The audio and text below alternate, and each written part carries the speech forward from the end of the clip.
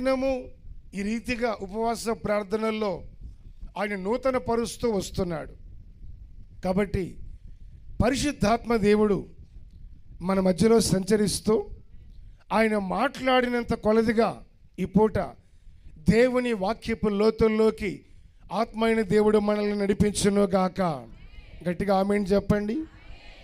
101వ కీర్తన 6వ చరణాన్ని మనం చదువుకుందాం.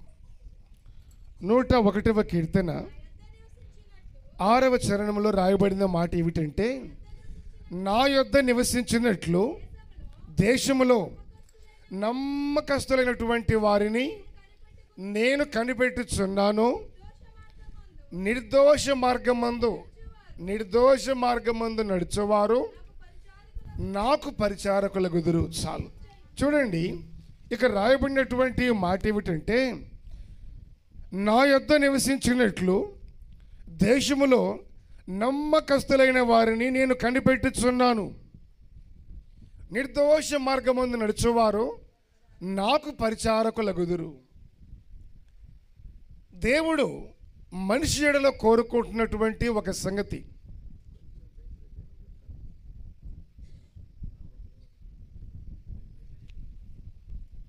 వాక్యం అంటుంది ఏమని అని చూస్తే, నా యొద్ద నివసించినట్లుగా నమ్మకస్తులైన వారిని నేను కనిపెడుచున్నాను, వెతుకుతూ ఉన్నాను. ఎవరైతే నిర్దోషమైన మార్గములో నడుస్తారో వారు నాకు పరిచారకులై ఉంటారు. ఇప్పుడు ఒక చరణములో, ఒక వాక్యములో 2 భాగాలుగా ఈ మాటలు రాస్తున్నాయి. ఏమని? నమ్మకస్తులైనటువంటి వారు ఆయన యొద్ద నివసించాలని ఆయన ఏం చేస్తున్నాడు? కనిపెడుతూ వెతుకుతూ ఉన్నాడు. రెండవది, నిర్దోషమైన మార్గములో ఎవరైతే నడుస్తారో వారు ఆయనకు పరిచారకులగుదురు. ఇప్పుడు నమ్మకస్తులైనటువంటి వాళ్ళు, దేవుడు వెతుకుతున్న నమ్మకస్తులైనటువంటి వాళ్ళు, తర్వాత ఆయనకు పరిచారకులుగా ఉండవలసిన వాళ్ళు ఇద్దరూ ఒకటేనా, వేరువేరా? చెప్పండి. నమ్మకస్తులైనటువంటి వాళ్ళు ఆయన దగ్గర పరిచారకులుగా ఉంటారు అని చెప్పినటువంటి వాళ్ళు వీళ్ళిద్దరూ ఒకరేనా, వేరువేరా అని అడుగుతున్నాను. అమ్మా, ఎలా?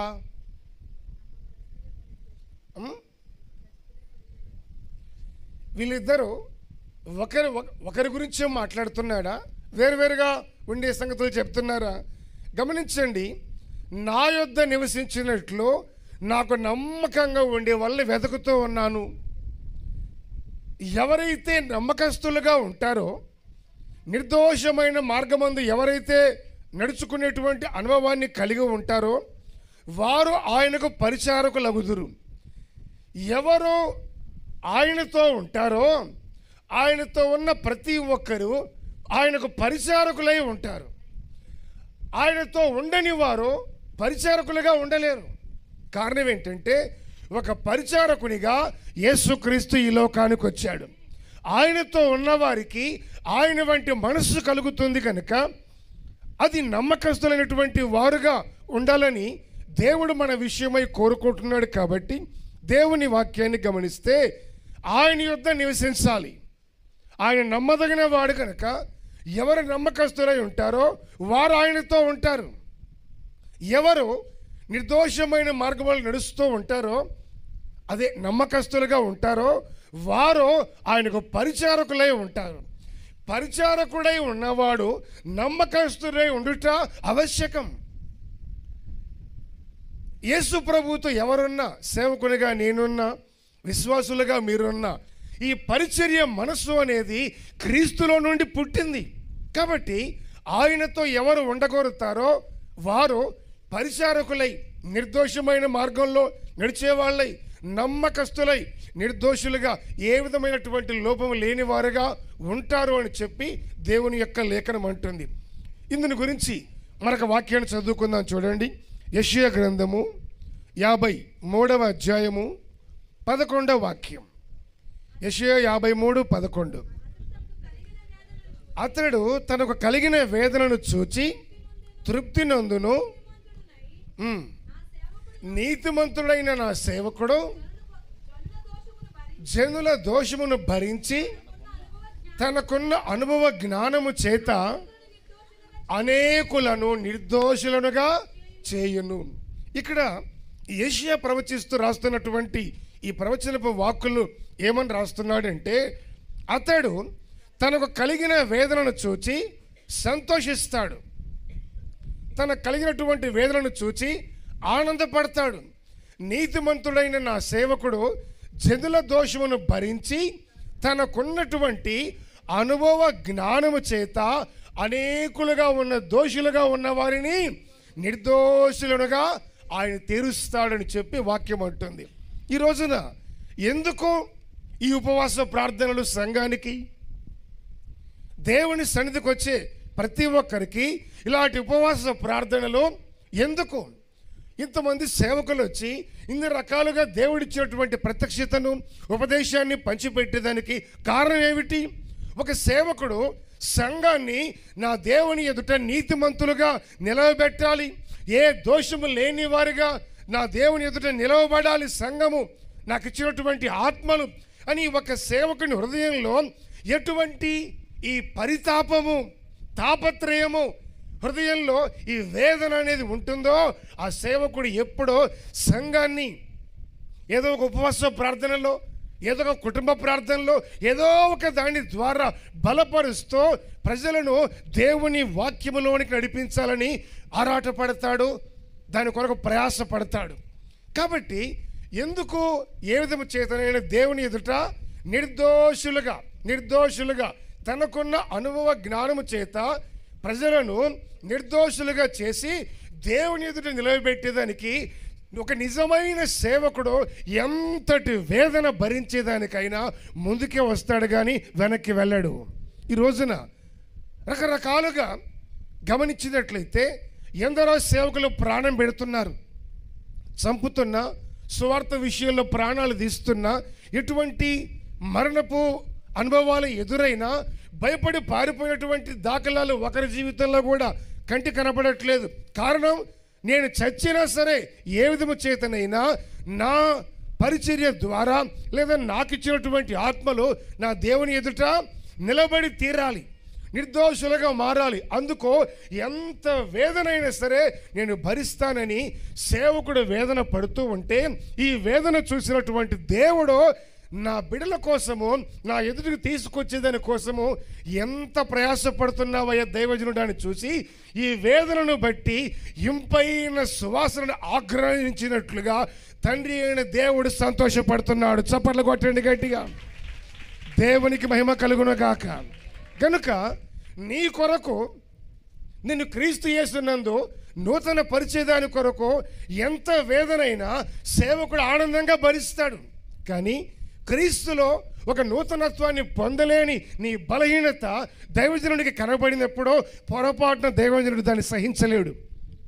అలాంటి బాధ, వేదన నీ నుండి సేవకునికి కలగకుండా ఇంకా నీ కొరకు ప్రార్థన చేసి, ఇంకా నిన్ను క్రీస్తు యేసు ఎదుట నూతన పరిచి, నిన్ను ఇంకా పరిశుద్ధపరిచి ప్రభువుకు సమీపముగా ఉండేటట్లుగా మరి ఎక్కువగా ఇంకా ప్రయాస, ఎంత వేదనైనా సరే భరించాలి అనే ఒక మనసు నీ నుండి సేవకుని కలగాలి. కానీ ఎంత బోధించినా, ప్రార్థన చేసినా, ఎంతగా ప్రభువుకు సమీపంగా తీసుకురావాలని ప్రయత్నించినా, ఎక్కడ వేసిన గొంగళి అక్కడే అన్నట్టుగా నీ ఆత్మీయ స్థితి ఉంది అని దుఃఖపడే స్థితి నీ నుండి దైవజనుడికి ఏనాడు రాకపోవును గాక.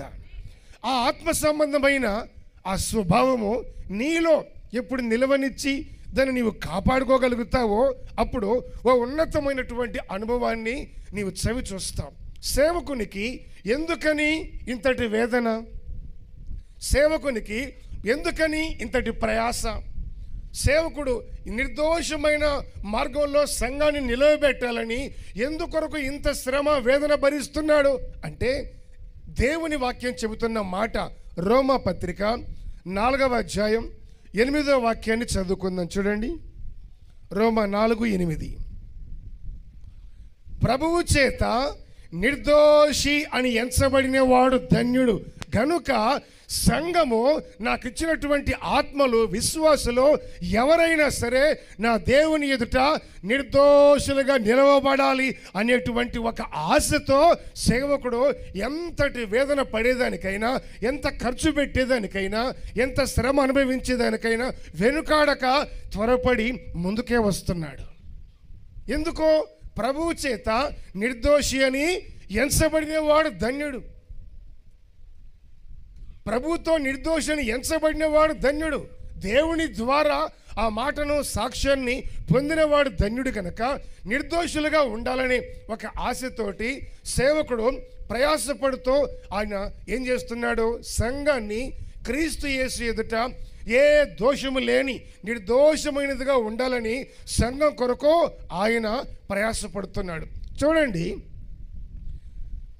తనను తాను దేవుని ఎదుట నిర్దోషిగా కాపాడుకున్న వాడే సంఘాన్ని దేవుని ఎదుట నిర్దోషమైనదిగా నిలబెట్టగలడు. దోషము కలిగిన వానిగా ఉంటూ ప్రయాసపడితే సంఘము కూడా అలాగే ఉంటుంది. కానీ నువ్వు సంఘం ఎదురు నిలబడాలనేటువంటి సేవకుని ప్రయాసను, సేవకుని పడుతున్నటువంటి వేదన అనేది దాన్ని ఎప్పుడైతే నువ్వు గమనిస్తావో, గమనించినట్టుగా అది నా కొరకు కాదు అని నిర్లక్ష్యపడితే అది నీకే నష్టం. ఈ వేదన ఎవరి కొరకు? నేను నిర్దోషమైన వ్యక్తిగా నా దేవుని ఎదుట నిలబడేందుకే కదా అన్న సంగతిని నువ్వు కాస్త అవగాహన కలిగిన వ్యక్తివిగా ఆలోచన చేసి ఎప్పుడైతే నువ్వు జాగ్రత్త పడతావో అప్పుడు సేవకుని వేదనను బట్టి నీవు దేవునికి మరింతగా దగ్గర అవుతావో, దేవుడికి ఇంపైన సువాసన కలిగిన హోమముగా నీ ఆత్మీయ జీవితము పరిమళిస్తుంది, నూతనమవుతుంది. Praise the Lord. కాబట్టి ఈ నిర్దోషమైనటువంటి అనుభవము అనేటువంటిది ప్రతి ఒక్కరి జీవితంలో ఉండి తీరాలి. మీకు మాట జ్ఞాపకం చేస్తాను, చూడండి. దానియేలు కాలంలో వినండి పరిగెత్తే దాంట్లో మీరేమి ఈత కొట్టి దొరికించుకొని బయటికి రావాల్సిన అక్కర్లేదు. మీరు చెప్పకపోతే నేను చెప్తా, తొందర ఏం లేదు. ఒకసారి గట్టిగా చెప్పండి. దానియేలు కాలంలో 9 రోజులు ఏ దేవుణ్ణి పూజించకూడదు. ఒక నియమం అనేది రాజు చేత బయటకు వచ్చింది, ఒక శాసనం. ఇలాంటి ఒక ఆజ్ఞ బయటకు వచ్చి ఆ శాసనాన్ని రాజు తన ముద్ర చేత ముద్రించాడు. ఏదైనా ఒక శాసనాన్ని రాసిన తర్వాత రాజముద్ర చేత ఉంగరపు ముద్ర చేత ముద్రించిన తర్వాత దాని మీద స్టాంప్ పడిందంటే ఆ శాసనాన్ని తయారు చేసింది రాజు అయినా సరే దాన్ని కాదు అని కొట్టివేసే అధికారం రాజుకు లేదు. కొట్టివేయాలో అమలు చేయాలో ముద్ర వేయక ముందు వరకు ఆలోచించాలి. ముద్ర పడిందో కాదని అధికారము ఆ శాసనాన్ని నిర్మించిన వానికి కూడా లేదు. 9 రోజులు ప్రార్థన చేయకూడదు. ఎవడైనా చేసినట్టుగా కనబడితే వాడిని తీసుకొచ్చి సింహాల బోన్లో పడవేస్తాం. సరేనన్నారు అందరూ. కానీ ఈ మానక ప్రార్థన చేసే ఈ వ్యక్తులు ఉన్నారే, దానియేలు, ఆయన వెళ్ళి ఇలాంటి శాసనం ఒకటి బయటకు వచ్చినా ఆ సంగతి తనకు తెలిసిన యథావిధిగా వెళ్ళి తన గదిలోనికి వెళ్ళి చేతులు చాపి యెరూషలేము తట్టు తన గది కిటికీలు తెరిచి ఉండగా, అంటే తన మనోనేత్రాలతో పరలోకాన్ని చూస్తూ పరలోకమందున దేవునికి ప్రార్థన చేస్తూ ఉన్నాడు. ఉదయకాలం మీతో ఒక మాట చెప్పాను. యేసు ప్రభు ఎక్కడ ప్రార్థన పెట్టినా విశ్వాసాల పెద్దగా వచ్చిన రాకపోయినా ఎవరు వస్తారు నమ్మకంగా అని చెప్పాను? శాస్త్రులు, పరిసయ్యులు. అలాగే ఈ ప్రార్థన చేసే వాళ్ళకి ఎప్పుడు కూడా ఈ విరోధపు స్వభావాలు కనిపెట్టే వాళ్ళు ఉంటారు. ఈ దానిలో ప్రార్థన చేస్తారు కదరా, చేస్తారంట చేయడంటవా, భయపడి మానుకుంటాడా, అసలు ఏం చేద్దాం, అసలు చూడాలి అని బయలుదేరి వస్తే రానే వచ్చాడు, మోకరించి చేతులు ఎత్తనైతే ప్రార్థన చేస్తున్నాడు. ఈ ప్రూఫ్స్ అన్ని తీసుకెళ్ళి సెల్ ఫోన్తో ఫోటోలు తీసి వీడియోలు తీసి చూడండి ఎంత భయంకరంగా ఆరపాటంగా ప్రార్థన చేస్తున్నాడో అని చెప్పి రుజువులన్నీ రాజు ఎదుట ఉంచారు. ఇప్పుడు ఏం చేయాలి? సింహాల బోన్లో వేయాలా లేదా? వెయ్యాలి కాబట్టి దానియేలు తీసుకొచ్చి సింహాల బోన్లో వేశారు. దానియేలు తన దేవుడికి ప్రార్థన చేయకుండా ఉండలేని వ్యక్తి అని రాజుకు తెలుసు. దానియేలు మేలే కానీ కీడు చేయడన్న సంగతి రాజుకు స్పష్టమే. కానీ ఇచ్చినటువంటి ఆర్డర్ అలాంటిది కనుక ఆ ఆజ్ఞను కొట్టివేసేదానికి వీళ్ళు కుదరదు, వీళ్ళు ఒప్పుకోరు కనుక మిగతా వాళ్ళు ఏం చేశారు, ఈ దానియేలు ఎప్పుడెప్పుడు దొరుకుతాడా అని కాసుకొని ఉన్నారు. దానియేలు వచ్చిన తర్వాత మాకు విలువ తగ్గిపోయింది రాజు దగ్గర, దానియేలే ఉన్నతమైన స్థానానికి వెళుతున్నాడు అని చెప్పి ఈ విరోధపు స్వభావాలన్నీ కూడా చుట్టూ చేరి గుంటనక్కల్లాగా దానియేలు మీద పగబట్టారు. తీసుకెళ్లి మొత్తం మీద సింహాల బోన్లో వేశారు. తెల్లవారిన తర్వాత రాజు నిరీక్షణ లేదు, దానియేలు ఉన్నాడా చచ్చాడనేటువంటిది దానిలో రాజుకు క్లారిటీ అంటూ ఏమీ లేదు. ఏ విధమైనటువంటి ఒక ధైర్యం అనేటివి రాజుకు లేదు. ఇక సింహాల బోన్ దగ్గరకు వచ్చి రాజు పిలిచాడట దుఃఖ స్వరముతో, జీవము కలిగిన దేవుని సేవకుని అనుదినము మానక ఆరాధించే దానియేలో. అమ్మా మైక్ ఇచ్చానా, మైక్ ఇమ్మంటావా? నీకు నీ దేవుడు నిన్ను రక్షింపగలిగిన, ఇది జవాబు చెప్పేదానికి ఓపుకుంటే చాలు, మీరు ప్రసంగం చెప్పక్కర్లేదు. పండితులు అసలు గట్టిగా చెప్పండి, గట్టిగా చెప్పండి. ఇక్కడ అనుదినము నువ్వు సేవిస్తున్నావే మానక, ఆ దేవుడు నిన్ను రక్షింపగలిగిన అని దానియేలును పిలిచిన రాజు దుఃఖ స్వరంతో మాట్లాడాడట. ఏ స్వరంతో మాట్లాడాడు? అప్పుడు నోటి తెరిచి చెప్పండి. దుఃఖ స్వరంతో పిలిచాడు, అడిగాడు. అడిగేసరికి ఇక దానియేలు ఉన్నాడన్న సంగతి ఏమీ లేదు, ధైర్యం లేదు. కానీ దానియేలు సజీవుడిగా బయటకు వచ్చి రాజు చిరకాలము జీవించునుగాక. దేవునికి స్తోత్రం. ఎప్పుడైతే దానియేలు స్వరాన్ని రాజు విన్నాడో రాజులో భయమా, కలవరమా, సంతోషమా, ఒక తెలియని ఆనందమా, ఏమనుకోవాలి? అంతుబట్టని ఒక పరిస్థితి. అక్కడ రాసున్నటువంటి మాట ఏమిటంటే 6వ అధ్యాయం 22వ వాక్యం. దానియేలు అంటున్నాడు, నేను నా దేవుని దృష్టికి ఎలా కనపడ్డాడట? అందరూ చెప్పండి నోటి తెరిచి. అమ్మా, నిర్దోషిగా కనబడితిని కనుక ఆయన తన దూతను పంపించి ఏ సింహాలు మృగాలు నాకు హాని చేయకుండా వాటి నోళ్లను మూయించెను అని చెప్పి ఆ తర్వాత అమ్మా, రాజా నీ దృష్టికి నేను నేరము చేసిన వాడును కాను కదా అని తిరిగి రాజుతో మాట్లాడాడు. Look at my face. దయచేసి గమనించండి. ఈ దానియేలు అన్నటువంటి మాట ఏమిటంటే, రాజు ఎప్పుడైతే పిలిచాడో సింహాల బోన్లో నుండి దానియేలు సజీవుడిగా బయటకు వచ్చాడు. నీకేమి కాలేదా? నాకేమి కాలేదు. సింహాలు నేనేమి చేయలేదా? సింహాలు నన్నేం చేస్తాయి రాజా? నన్నేమి చేయవు. అవేమో చేస్తాయని నాకు భయమే లేదు. నా దేవుడు ఉన్నాడు కదా, నా దేవుడు ఉన్నాడు కదా, నాకు ఏ హాని జరగనివ్వలేదు. ఆయన సింహాల బోన్లోకి వెళ్ళడంతోనే మనుషుల్ని కాదు, సింహాలని కంట్రోల్ చేసి హ్యాండిల్ చేసే సర్కస్ మ్యాన్లని కాదు, దేవుని దూతలను పంపించి సింహాల నోళ్ళన్నిటినీ మోసాడు. స్తోత్రం. దానియేలు వేసినటువంటి సింహాల బోన్లో 8 సింహాలు ఉన్నాయని చరిత్రకారులు అంటూ ఉన్నారట. వాటికి పూటకే బెటర్ తిండి. ఎవరైతే ఆజ్ఞ అతిక్రమిస్తారో తీసుకెళ్ళి అప్పుడు వాళ్ళని పడేస్తారు వాటిలో. దానియేలుని విడిచిపెట్టాయి. ఆ తర్వాత ఈ నేరం మోపిన వాళ్ళని వేస్తే ఏం జరిగింది?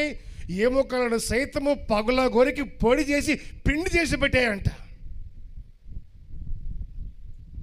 అటువంటివి మరి దానియేలు విషయంలో ఎందుకో దేవుడి దూత పరలోకం నుండి దిగి వచ్చి సింహాలను మూసేయి అని అంటున్నాడు.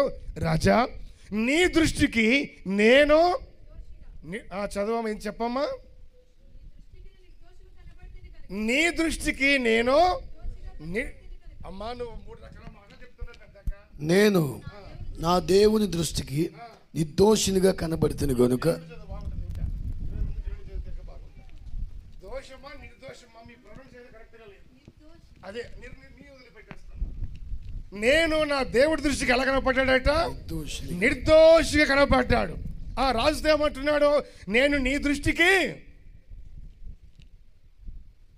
రాజా నేను నీ దృష్టికి లేదా రాజా నీ దృష్టికి నేను నేరము చేసిన వాడను కాను కదా. నీ దృష్టికి నేను నేరము చేసిన వాడను కాను కదా. చూడండి, సింహాల విషయంలోకి వచ్చేసరికి దేవుడు దూతను పంపించి నోరు ముప్పించేశాడు. క్లియర్ చెప్పేశాడు. రాజుతో మాట్లాడుతున్నాడు, నీ దృష్టికి నేను నేరము చేసిన వాడిని కాదు కదా, దోషిగా కనబడట్లేదు కదా అని రాజుతో మాట్లాడుతున్నాడు. సింహాల విషయంలోకి వచ్చేసరికి అది పెద్ద లెక్కే ఉందండి. రాజుగారు, అది పెద్ద కష్టపడాల్సిన అవసరం లేదు. ఎప్పుడో దేవుడు వాటి నోర్లు మూపించాడు, నువ్వు వాటి గురించి బాధపడుతున్నావా? నేను అనుకుంటున్నాను, రాజు తన మనసులో నేను తప్పు చేశాను అనుకున్నాడా, తప్పు చేయలేదనుకున్నాడా అని నీ విషయం నేను బాధపడుతున్నానండి. నీ దృష్టికి నేను నేరం చేసిన వాడిని కాదు కదా రాజా అని రాజును అడుగుతున్నాడు. గమనించాల్సిన విషయం ఏంటంటే, సింహాల నోర్లు మూపించాడు అని ఖచ్చితంగా మాట్లాడినటువంటి దానియేలు రాజు విషయంలోకి వచ్చేసరికి నీ మనసులో నన్నేమనుకుంటున్నావు? నేరము చేసిన వాడిని అనుకుంటున్నావా, చేయని వాడిని అనుకుంటున్నావా? నేను దోషిగా నన్ను లెక్కేయట్లేదు కదా, నీ మనసులో ఏమనుకుంటున్నావని తిరిగి అడుగుతున్నాడు, తెలుసుకుంటున్నాడు. అంటే ఇప్పుడు ప్రార్థన చేసిన తర్వాత ప్రార్థనతో సింహాల నోర్లు మూపించడం సులభమా? ప్రార్థన చేసి ఒక వ్యక్తికి మనసుకు నిర్దోషిగా నేను కనపడ్డాను, నేను నిర్దోషిని అని రుజుపరచుకోవటం సులభమా? అర్థం అవ్వలేదా? ప్రార్థన చేసి సింహాల నోర్లు మూపించడం సులభమా? ప్రార్థన చేసి రాజు హృదయానికి నేను యథార్థవంతుణ్ణి అని ప్రార్థన చేసి రాజు హృదయానికి అర్థమయ్యేటట్టుగా చేయడం సులభమా? ఏమండి, రాజు హృదయానికి అర్థమయ్యేటట్టుగా ప్రార్థన చేసి చేయడం సులభమైతే ఎందుకు అడుగుతున్నాడు దానియేలు? నీ దృష్టికి నేను నేరం చేసిన వాడిని కాదు కదా, చేశానా, ఏమనుకుంటున్నాడు అడుగుతున్నాడు. సింహాల విషయంలోకి వచ్చేసరికి ఖచ్చితంగా చెప్పేశాడు, ఫినిష్, నోరు మూపించేశాడు. వాటి గురించి నువ్వేం బాధపడక్కర్లా, నా జోలు రాలేదు అవి. మరి రాజుతో అడుగుతున్నాడు ఎందుకని? ప్రార్థన చేసి ఒక మనిషి హృదయాన్ని తిప్పడం కంటే సింహాల నోర్లు మూపించడమే సులభం. సింహాలు, మృగాలు లోబడినంత సులభంగా మనిషి వ్యక్తి యొక్క హృదయము, అంతరంగము దేవుని వాక్యానికి లోబడదు. మీరు వింటున్న ప్రతి మాటకి మీ హృదయం లోబడితే మీ స్పిరిచువల్ స్టాండర్డ్ అనేది ఈ పాటికి నెక్స్ట్ లెవెల్ అంటారే వేరే స్థానంలో ఉండేది.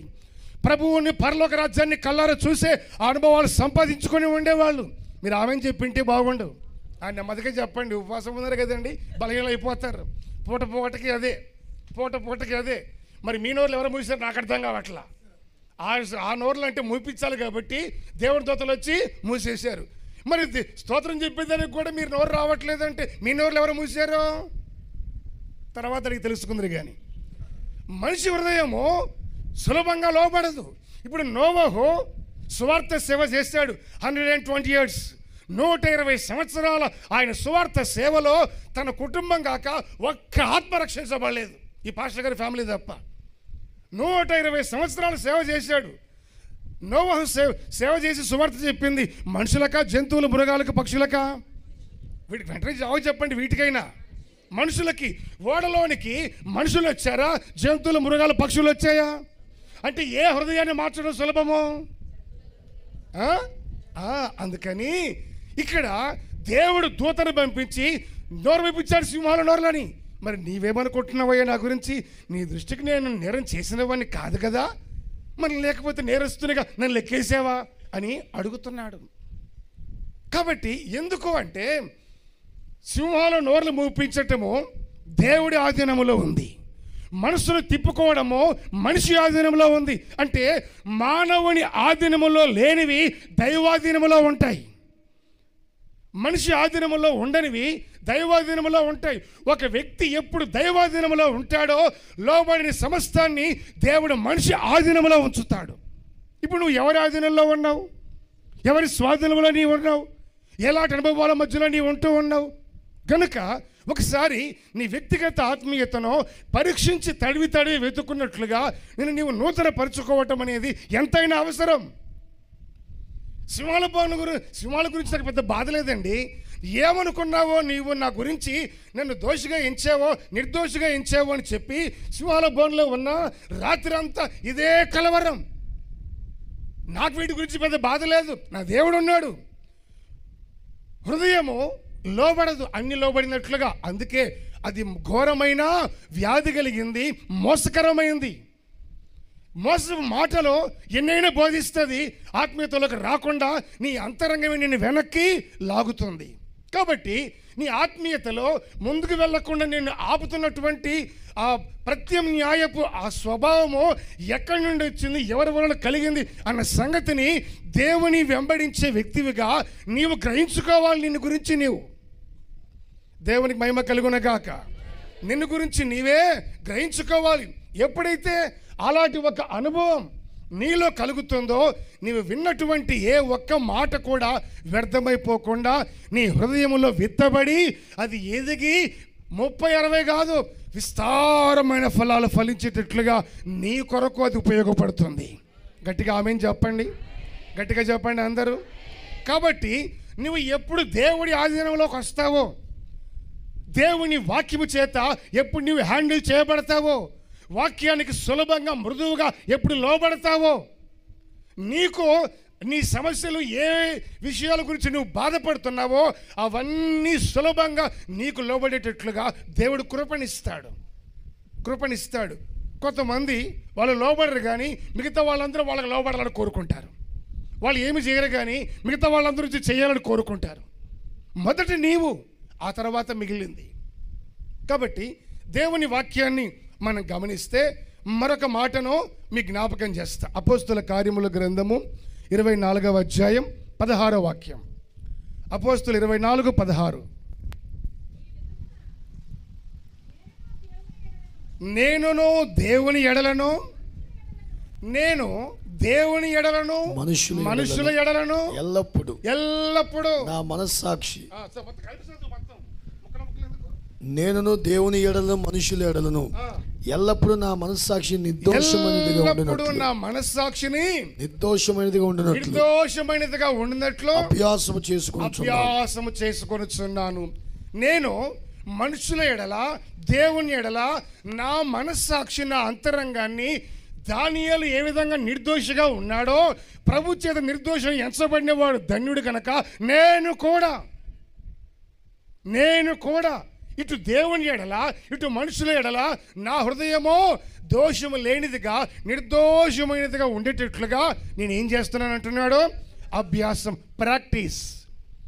నా హృదయాన్ని నిర్దోషమైనదిగా ఉండేటట్లుగా నా మనస్సాక్షికి నేర్పుతున్నాను, లోబరుచుకుంటున్నాను, దాన్ని అభ్యాసం చేస్తున్నాను, ప్రాక్టీస్ చేస్తూ ఉన్నాను.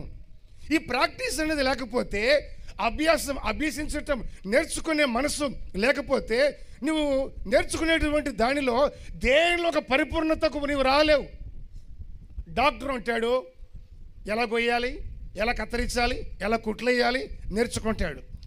ఇక నేర్చుకున్నావుగా, సర్టిఫికేట్ వచ్చేసిందా, అప్పో వెళ్ళిపోయి ఎవరిస్తే వాళ్ళని పోయి కోసి కుట్లేసాయి అని చెప్పి పంపించారు. నువ్వు ఎంత చదువరువైనా నీకంటే ముందున్నాడే ఆ డాక్టర్ దగ్గర అసిస్టెంట్గా నీవు ఉండి అతనికి ఒక హెల్పర్గా ఉంటూ చూస్తూ చేస్తూ నీవు అభ్యాసము వలన ఒక అనుభవానికి వస్తావు. లాయర్ అయినా అంతే, ఇంజనీర్ అయినా అంతే, ఎవరైనా అంతే. ఎప్పుడైతే నీవు ఈ మనసు కలిగి ఉంటావో, ఏది నేర్చుకునే మనసు, అభ్యాసం. నేర్చుకునే మనసు అంటే నీవు నేర్చుకోవాలి అంటే నేర్పేవాని దగ్గర నీ విధేయత కలిగిన వ్యక్తిగా ఉండటం ఎంతైనా అవసరం. ఆమేన్. నేర్పేవాని దగ్గర ఉండి నేర్చుకోవటము నీకు అవసరం. కొంతమంది ఇప్పుడు పరిస్థితి ఏమైపోయిందంటే అంత మాటలతోనే కట్టేస్తారు, నేర్చుకునేది లేదు. ప్రాక్టీస్ అంటారా, అసలు అదేంటో కూడా తెలియదు. ఏది తెలిస్తే అది. తన బట్టిన కుందేలకు, మీరు బట్టిన కుందేలకు ఎన్ని కాలంట? మీరు దేవుడు పెట్టింది 4, మీకు కనపడేది ఎన్ని? 3. ఇంకా అదే పోతుంది వదంతి. దీనికి ఎన్నున్నా ఏమి సంగతి అక్కర్లా. 3 అంటే 3, 2 అంటే 2, ఎన్నంటే అన్ని. నేర్చుకునే మనసు ఏ రోజైతే నీలో కలుగుతుందో ఆ అనుభవము నీకు అభ్యాసము కలగజేసి నీకు నేర్పించి నీవు నేర్చుకునే ఒక వ్యక్తిగా నిన్ను నూతనపరిచి క్రీస్తు యేసు ఎదుట నిర్దోషిగా, పలకండి ఆ మాటని, నిర్దోషమైన వ్యక్తివిగా నీవు ఉండేటట్లుగా దేవుని ఎదుట నిన్ను నిలబెడుతుంది నీవు నేర్చుకునే ఒక అనుభవం. మరి ఇంతవరకు మీరు బాగానే నేర్చుకున్నారు, చాలా సంగతులు మీరు నేర్చుకుంటూ ఉన్నారు. నేర్చుకున్నటువంటి నీ విషయాలలో ఏవి నిన్ను ఇంతవరకు నిర్దోషమైనగా, ఏ విషయాల్లో నీవు నూతనపరుచుకున్నావు? ఏ ఏ విషయాల్లో నీవు బలహీనతల నుంచి బయటకు వచ్చావు, ఏ ఏ సంగతుల్లో ఒక నూతనత్వాన్ని పొందిన వ్యక్తివిగా దేవుని ఎదుట ఒక మంచి మనస్సాక్షి కలిగి ఉన్నావు. ఈయన గారు అదే అంటున్నాడు, ఇటు దేవుని ఎడల అటు మనుషుల ఎడల నా హృదయమును నేను నిర్దోషమైనదిగా ఉన్నట్లుగా నేను అభ్యాసం చేసుకుంటున్నాను. చూడండి, ఒక వ్యక్తి హృదయము దేవుని ఎదుట ఎప్పుడు నిర్దోషమైనదిగా ఉంటుంది చెప్పండి? ఒక వ్యక్తి హృదయము దేవుని ఎదుట ఎప్పుడు నిర్దోషమైనదిగా ఉండగలుగుతుంది? విడిగా విడిగా మాట్లాడతారు కదా, చెప్పని దూరం చదువుతారు కదా, ఇప్పుడు వాడరా వీటి అమ్మగారులు. ఎప్పుడు ఒక వ్యక్తి హృదయము దేవుని ఎదుట నిర్దోషమైనదిగా కనబడుతుంది? ధర్మశాస్త్రోపదేశకులారా, బోధకులారా, ఎప్పుడో ఒక వ్యక్తి హృదయము అడుగుతూనే ఉన్నారు కానీ మీరు మౌనంగానే ఉంటున్నారు. సమయాన్ని ఎందుకు సాగదీసి వెళ్ళిపోతున్నారేంటి? ఒక వ్యక్తి హృదయము దేవుని ఎదుట నిర్దోషమైనదిగా ఎప్పుడు కనబడుతుంది?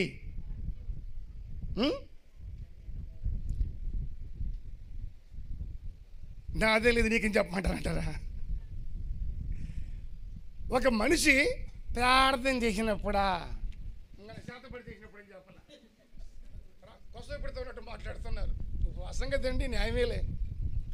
ఒక మనిషి హృదయము దేవుని ఎదుట నిర్దోషమైనదిగా ఎప్పుడు కనబడుతుంది? లేఖనానుసారంగా ఆలోచిస్తే చదవండి. యోహాను మొదటి పత్రిక 3వ అధ్యాయం 19-20 వాక్యాలు. యోహాను మొదటి పత్రిక 3వ అధ్యాయం 19-20. ఇందువలన మనము సత్య సంబంధులమని ఎరుగుదుము, దేవుడు మన హృదయము కంటే అధికుడై సమస్తము ఎరిగి ఉన్నాడు కనుక. దేవుడు మన హృదయము కంటే అధికుడై సమస్తాన్ని ఎరిగి ఉన్నాడు కనుక మన హృదయము ఏ ఏ విషయాలలో మన యందు నీ హృదయము నీ యందు నీ మీద నేరారోపణ చేయునో ఆయా విషయములలో ఆయన ఎదుట మన హృదయమును సమ్మతి పరుచుకుంటాం. ఓకే, తర్వాత మన హృదయము మన యందు దోషారోపణ చేయని ఎడల దేవుని ఎదుట ధైర్యము గలవారము. చప్పట్లు కొట్టండి గట్టిగా, ఒకసారి కొట్టాలి గట్టిగా. మన హృదయము మన యందు దోషారోపణ చేయని ఎడల అప్పుడే దేవుని ఎదుట మనం ధైర్యం కలిగిన వారమై ఉంటాం. దానికి ముందుగా ఏమన్నాడో, మన అంతరంగము మన హృదయము ఏ ఏ విషయాలలో నీవు చేసింది తప్పు అని నేరారోపణ చేస్తుందో నీ మీద, ఆ విషయాలలో మన హృదయంలోను దేవుని ఎదుట సమాధానపరుచుకుందాం, సమ్మతిపరుచుకుందాం. వాక్యానికి అనుకూలంగా మారదాం. వాక్యం ఏమని కోరుతుందో మనలను ఆ విధంగా వాక్యానికి లోబడదాం.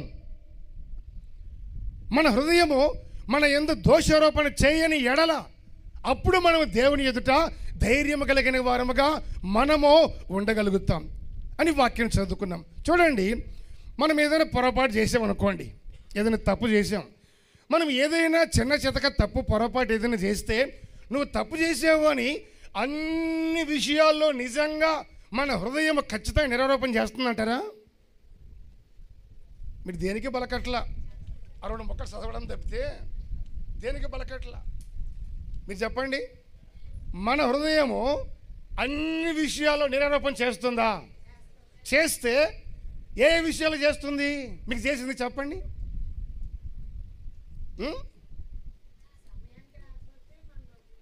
ఇంకా సమయానికి రాకపోతే పరలోకానికి కూడా సమయానికి పోకపోతే ఇక్కడే ఉంటారమ్మా.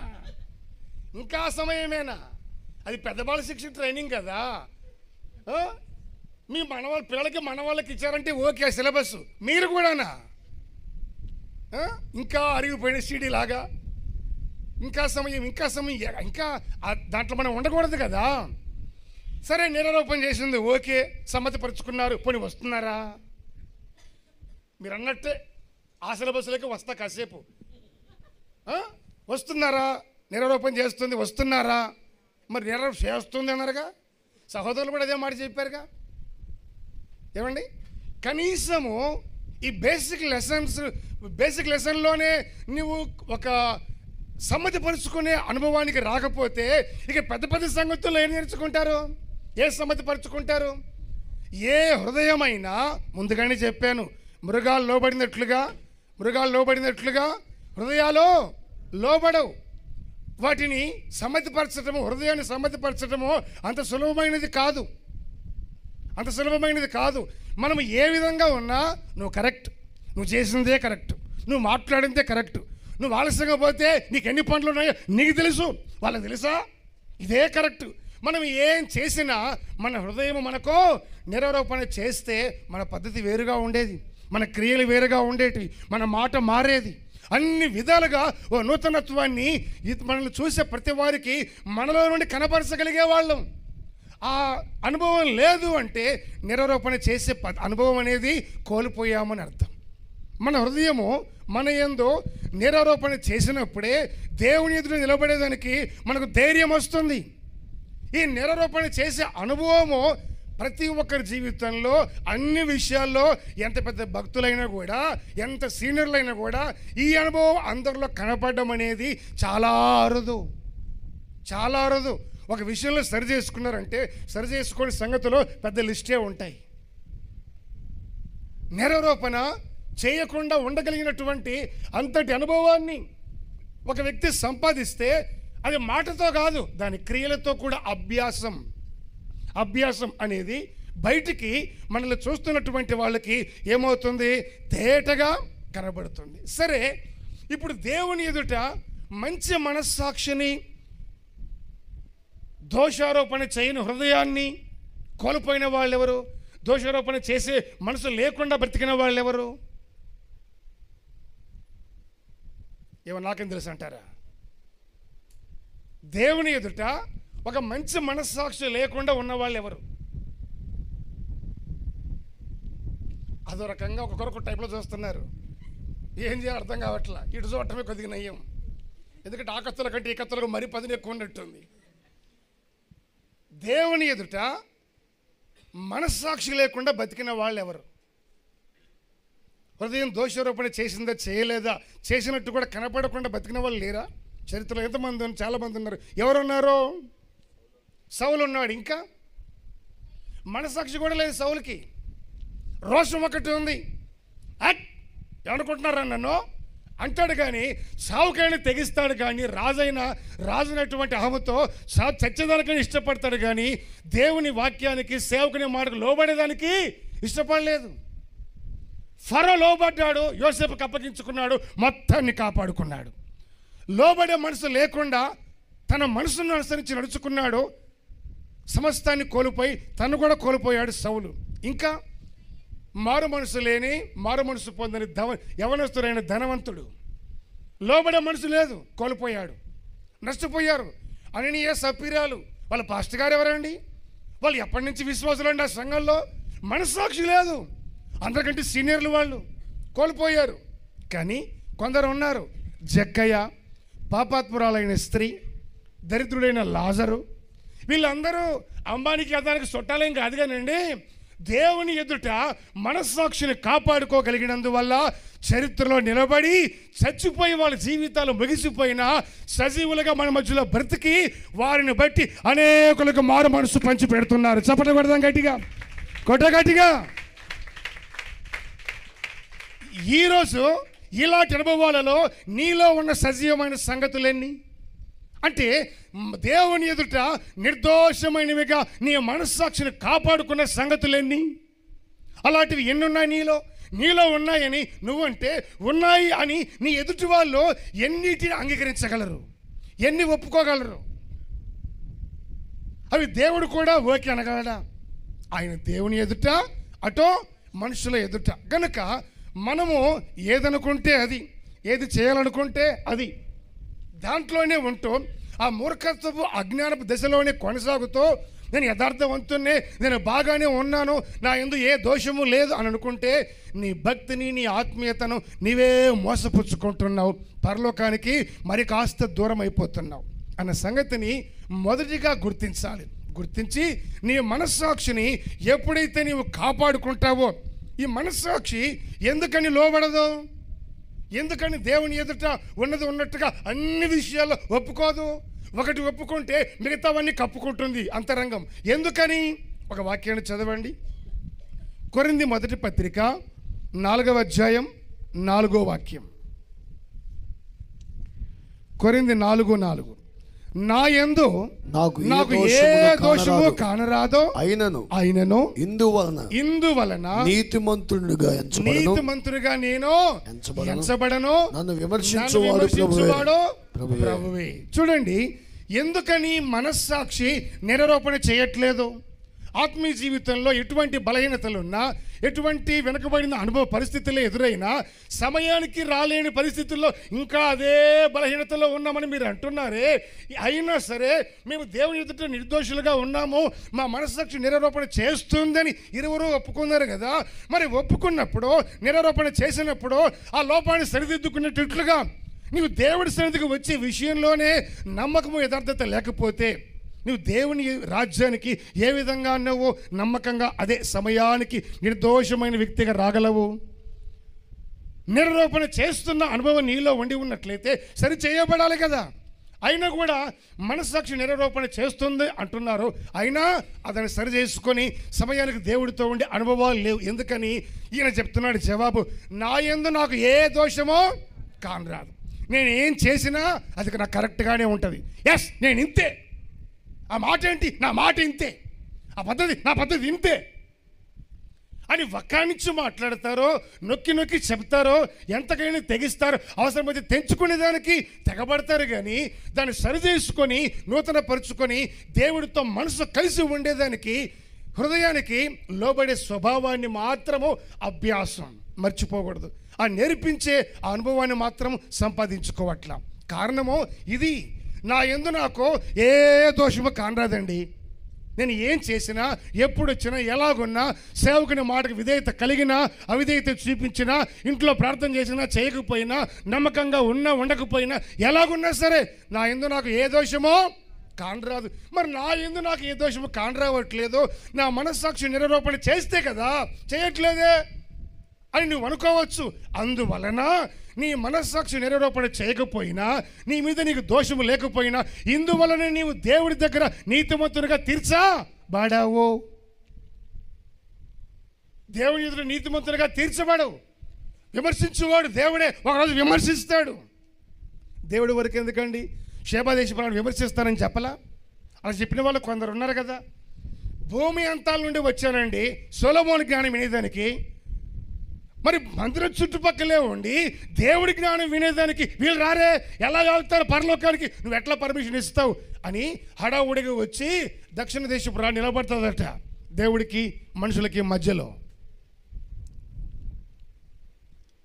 మరి నాకేమనిపించలేదు అలా, నువ్వంటే నాకు అనిపించింది అలాగని చెప్తుందామా? ఆ అధికారం పొందింది. మరి నీ పరిస్థితి ఏమవుతుంది? నా యందు నాకు ఏ దోషమో కానరాదు. నేనేం చేసినా ఓకే, అన్నీ బాగానే ఉంటాయి. నేను ఎట్లా ప్రవర్తించినా, ఎలా మాట్లాడినా, ఎలా నడుచుకున్నా నాకన్నీ ఇష్టంగా అంగీకారంగా ఉంటాయి. అలాగని నేను దేవుడితో మాత్రం నీతిమంతుడిగా తీర్చబడలేను. నన్ను విమర్శించువాడు ప్రభువే. నన్ను విమర్శించేది మాత్రమో దేవుడు. ఎందుకని? ఆయనకు ఆయన యందు, నాకు నా యందు, నీకు నీ యందు, మన యందు మనకు ఎందుకో ఏ దోషము కానరావట్లేదు. ఎందుకని మన సంగతిలో మనకు తప్పనిపించట్లేదు? సామెతల గ్రంథము 16వ అధ్యాయము 25వ వాక్యం. Proverbs 16:25. ఒకని మార్గము వాని దృష్టికి యథార్థముగా కనబడును, వాని దృష్టికి యథార్థమైనదిగా కనబడును, అయినను తొదకది మరణానికి చేరును. చూసారండి, ఏమో కొట్టాడు కదా షాట్. నా యందు నాకు ఏ దోషము కానరాదు బాయ్, అంత బాగానే ఉంది. కరెక్ట్. ఎందుకు కానరాదు? ఒకని మార్గము వాని దృష్టికి, తన మార్గము ఏ విధంగా ఉన్నా, ఎలా మాట్లాడినా, దేవుడితో సహవాసం ఉన్నా లేకున్నా, ప్రార్థన చేసినా చేయకపోయినా, మారు మనసు పొందినా పొందకపోయినా, విధేయత ఉన్నా లేకపోయినా, ఈ లిస్ట్ అంతా ఉంది సరుకులు పట్టి. ఏవి ఉన్నా లేకపోయినా ఒకని మార్గం వాని దృష్టికి యథార్థమైనదిగా కనబడును. అయినా నీ యథార్థత నిన్ను చివరికి ఎటు తీసుకెళ్ళింది? మరణం, అంటే నిత్య నరకం. ఒకని మార్గం, నువ్వేం చేస్తావు, నీ పని ఏంటి, నీ ప్రొఫెషన్ ఏంటి, మన ప్రొఫెషను మనకు ఎలా కనపడుతుందట? చెప్పండి సరే గట్టిగా. యథార్థంగా. అని ఆ యథార్థం కనపడినా అదే మన ప్రొఫెషన్ ఎక్కడ తీసుకెళ్తుంది మనల్ని? అయిపోయింది. అంటే దేవుడు అప్పగించిన పనిలో నీవు ఉండదగినటువంటి ఆ అనుభవాలు యథార్థంగా, దోషము లేని వ్యక్తివిగా, నిర్దోషమైనదిగా నీవు కొనసాగుతూ దేవుడిచ్చిన దానిని కొనసాగిస్తున్నావా, లేదా నీ దేవుడి చిత్తానుసారంగా చేయవలసిన దాన్ని నీ ఇష్టానుసారంగా చేస్తున్నావా? నీ భక్తిని, నీ ఆత్మీయ జీవితాన్ని. ఒకని మార్గము వాడి దృష్టికి యథార్థమైనదిగా కనపడుతుంది, అయినను తుదకది చంపేస్తుంది, ఎటో తీసుకెళ్ళిపోతుంది మృతుల లోకానికి. ఎందుకని అది తుదకు మరణానికి దారితీస్తుంది? ఎందుకని అది చంపేస్తున్నట్లుగా మనిషి జీవితాన్ని చేస్తుంది? ఆ ఒకని మార్గము అది మరణించేదైనా తన దృష్టికి యథార్థమైనదిగా కనబడేదానికి కారణం ఏమిటి? మనస్సాక్షి ఎప్పుడైతే చచ్చిపోతుందో అప్పుడు నిరారోపణ చేయదు. నా యందు నాకు ఏ దోషము కానరాదు. ఎందుకు నిరారోపణ చేయట్లేదో, ఎందుకు చచ్చిపోయి, ఎందుకు అది తప్పుగా చెప్పట్లేదంటే మనస్సాక్షి ఏమైంది? చెప్పాలి నోటి తెరిచి గట్టిగా చెప్పండి అందరు గట్టిగా. చచ్చిపోయింది. ఈ మనస్సాక్షి చచ్చిపోతే చచ్చింది మాట్లాడుతుందా? చెప్పండి. దానికి ఏమైనా స్పర్శ కదలికలు ఉంటాయా? ఏమీ ఉండవు. చచ్చిపోయిన మనస్సాక్షి అది నిరారోపణ చేయదు, అది మాట్లాడదు, అది ఏ విధమైనటువంటి కంప్లైంట్ చేయదు. మనస్సాక్షి చచ్చిపోయింది కాబట్టి ఈ మనస్సాక్షి బతుకున్నంత వరకే అది దాని స్వభావాన్ని కనబరుస్తుంది. మనస్సాక్షి అయినా మనిషి అయినా మరి ఏదైనా. అందుకే ఈ ప్రసంగి రాస్తున్నాడు 9వ అధ్యాయము 4వ వాక్యంలో చదవండి. ప్రసంగి 9:4. బ్రతికి ఉండు వారితో కలిసిమెలిసి ఉండు వారికి ఏమండి ఆశ కలదు. మొదటి నుంచి చదవండి బాబు. బ్రతికి ఉండు వారితో కలిసిమెలిసి ఉన్న వారికి ఆశ బ్రతికి కలదు. ఉన్నటువంటి వాళ్ళతో, మనస్సాక్షి బ్రతికి ఉన్నటువంటి వాళ్ళతో, ఎవరితోనైనా ఒక వ్యక్తి బతుకుంటే ఆ బ్రతికి ఉన్నటువంటి వాడితో కలిసి మెలిసి ఉండవానికి ఆశ కలుగుతుంది. చచ్చిన సింహము కంటే, అసలు చదవట్లేదు, చచ్చిన సింహము కంటే బ్రతికి ఉన్న కుక్క మేలు కదా. చూసారా? గోబలిగిపోలే ఒక మాటతోటి. చచ్చిపోయిన వాడికైతే ఏ మనస్సాక్షి ఉండదు. బ్రతుకున్నవాడైతే కలిసిమెలిసి ఉండేటువంటి వాళ్ళతో ఉన్నవాడికైతే ఒక ఆశ ఉంటుంది. బ్రతికి ఉండేవారితో కలిసిమెలిసి ఉన్నవానికి ఆశ కలుగుతుంది, ఒక నిరీక్షణ కలుగుతుంది. రేపు నా దేవుడు వస్తాడు, ఈ సజీవ లెక్కలో నుంచి నన్ను తీసుకెళ్ళి ఆయన రాజ్యంలో చేరుస్తాడు. ఒక నిరీక్షణ, ఒక ఆశ, ఒక ఆకాంక్ష ఉంటుంది. అదే చచ్చిపోతే చచ్చిన సింహం కంటే బ్రతుకున్న కుక్క మేలు కదా. నేను సింహం లాంటి వ్యక్తినండి. ఎంతటి సింహం లాంటి వ్యక్తివైనా నువ్వు చచ్చుంటే ఉపయోగం ఏముంది? చచ్చిన సింహం కంటే బ్రతికి ఉన్న కుక్క మేలు కదా. ఇప్పుడు నీ ఆత్మీయత చచ్చినదిగా ఉందా, బ్రతికినదిగా ఉందా? ఏమై ఉంది? ఎలాగునా ఉంది? దేనితో పోల్చుకొని చెప్పగలవు? బ్రతికి ఉండే వారితో కలిసిమెలిసి అంటే ఐక్యత, ఫెలోషిప్. దేవునికి స్తోత్రం కలుగునగాక. దేవుడు సహవాసాన్ని ఇస్తాడు, సహవాసంలోకి తీసుకొని వస్తాడు. సాతానుడు సహవాసం నుండి బయటికి తీసుకెళ్ళిపోతాడు. దేవుడు ఐక్యతను ఇస్తాడు, సాతానుగాడు ఐక్యతను చెడగొడతాడు. దేవుడు ఆదమవలతో ఉన్నాడు, ఐక్యతగా ఉన్నారు. సాతాను ఎప్పుడైతే వాడు అనవసరంగా దూరాడో, వాడి మాటలకు అక్కడ కార్యసిద్ధి కలిగించే అవకాశం ఇచ్చారో, వాడు ఏం చేశాడు? వాడు వచ్చి దేవుడితో ఉన్న సహవాసాన్ని వాడు చెడగొట్టి వాళ్ళని పాడు చేసి ఆ సహవాసం నుండి తరిమేసి వాడి దారిని వాడు వెళ్ళిపోయాడు. నేను చెడగొట్టే వరకే వాడి పని, మనస్సాక్షి చంపే వరకే వాడి పని. పొద్దాక నీ చుట్టూ తిరగడు, ఎందుకంటే వాడికి పని పాటలు ఎక్కువ, చాలా బిజీ. తిరగాలి, ఎంతోమందిని నష్టపెట్టాలి, ఆత్మీయత నుండి పక్క తెప్పించాలి, మనస్సాక్షి చచ్చిందిగా చేయాలి. నా ఏందో నాకు ఏ దోషము కాదు రాదు అనేటట్టుగా చూడాలి, కనబరచాలి. నా మార్గం నాకు యథార్థం అండి అని వాదించాలి, కానీ లోబడకూడదు. ఇన్ని ప్రయత్నాల్లో, పోరాటాల్లో అలుపు అనేది పక్కన పెట్టి వాడు పరిగెత్తి పని చేస్తున్నాడు. కానీ దేవుని బిడ్డలు మనస్సాక్షిని నూతన పరుచుకునేదానికి, చక్కబెట్టుకునేదానికి నా ఆత్మీయ జీవితము చచ్చిన సింహంలాగుందా, బ్రతుకున్న కుక్కలాగుందా? చచ్చిన సింహం కంటే బ్రతుకున్న కుక్క మేలు కదండి అంటున్నాడు ఆయన. బ్రతికి ఉన్న వారితో కలిసిమెలిసి సజీవులతో జీవము కలిగినటువంటి వారితో ఐక్యత కలిగి ఉండేటువంటి వారికి ఒక నిరీక్షణ ఉంటుంది, ఒక ఆత్మీయత. అది పనిచేస్తుంది మనస్సాక్షి విషయంలో. అది లేకపోతే ఏమవుతుంది? జీవాన్ని కోల్పోతుంది, నిర్జీవం. బ్రతుకున్న జీవోత్సవంలో ఉన్నారండి. ఈ బాధ కంటే లేకపోవడమే మేలండి అంటారు కొంతమంది, ఎవరైనా బహుకాలం నుండి అటువంటి పరిస్థితుల్లో ఉంటే. ఆత్మీయత అలాంటి దుస్థితికి సన్నగిల్లిపోకూడదు. దాన్ని ఎంతకి నీవు కాపాడుకుంటున్నటువంటి వ్యక్తివిగానే నీవు ఉండాలి. కాబట్టి దేవుడిచ్చినటువంటి అనుభవం ఏంటంటే సహవాసం, కలిసిమెలిసి ఉండే అనుభవం. సంఘానికి వచ్చినటువంటి నీవు మనుషులతోనో దేవుడితోనో అన్ని విధాలుగా అటు వాక్యముతో ప్రతి వారితో కలిసిమెలిసి ఉండి మెసులుకునే అనుభవం అనేది దేవుని బిడ్డలుగా ప్రతి ఒక్కరికి కావాలి. ఈ ఐక్యత లేకపోతే నీ జీవితంలో కలిసిమెలిసి ఉండే మనసు లేకపోతే నువ్వు ఎంతటి గొప్ప వ్యక్తివైనా వాక్యాన్ని మర్చిపోకూడదు. చచ్చిపోయిన సింహం కంటే బ్రతుకు ఉన్న కుక్క మేలు కదా. ఇప్పుడు ఏది నీకు మేలు, ఏది నీ ఆత్మీయ జీవితానికి ప్రయోజనం అన్న సంగతిని మనస్సాక్షి కలిగినటువంటి వ్యక్తివిగా నువ్వేం చేయాలి అంటే ఆలోచించుకోవాలి. కాబట్టి యేసు ప్రభు చెప్పిన ఒక చక్కటి ఉపమానం ఏమిటి చూడండి. మత్తయి సువార్త 5వ అధ్యాయం 23-24 వాక్యాలు. కావున నీవు బలిపీఠం వద్ద అర్పణ అర్పించుచుండగా, బలిపీఠము దగ్గర నీవు ప్రార్థన చేసేటప్పుడు నీ మీద నీ సహోదరునికి విరోధమైనను కలదని, నీ మీద నీ సహోదరునికి ఏదైనా విరోధం కలదని అక్కడ నీకు జ్ఞాపకం వచ్చిన ఎడల, ప్రార్థనలో ప్రభువు దగ్గరకు వచ్చాక నువ్వు విశ్వాసం అయిన తర్వాత మనస్సాక్షి బ్రతికి ఉన్నప్పుడు కలిసిమెలిసి దేవుడితో సంఘముతో కలిసిమెలిసి ఉన్నప్పుడు మంచి చెడు తెలుసుకున్న తర్వాత నీకు జ్ఞాపకం వచ్చిన ఎడలా అక్కడ బలిపీఠం ఎదుటనే నీ అర్పణము విడిచిపెట్టి నీ ప్రార్థన నీ ప్రొవిజన్ అక్కడ అంతటితో ఆపేసి మొదట వెళ్ళి నీ సహోదరునితో సమాధానపడము, అటు తర్వాత వచ్చి నీ అర్పణ అర్పింపు, భక్తి కార్యక్రమాలు కొనసాగించుము. వాక్యం అంటుంది నీవు బలిపీఠము దగ్గర నీవు ప్రార్థన చేసినప్పుడు మోకరించినప్పుడు ఎవరి మీదైనా, నీ సహోదరుని మీదైనా, నీ తోటివారి మీదైనా, ఎవరి మీదైనా, నీ స్నేహితుల మీదైనా నీకు నష్టాన్ని కలగజేసినటువంటి వారైనా జ్ఞాపకం వచ్చి అసమాధానం ఉన్నట్టుగా నీవు జ్ఞాపకం వస్తే నీ ప్రార్థన అక్కడ ఆపేయి. ఎందుకో చేసినా చెల్లదు.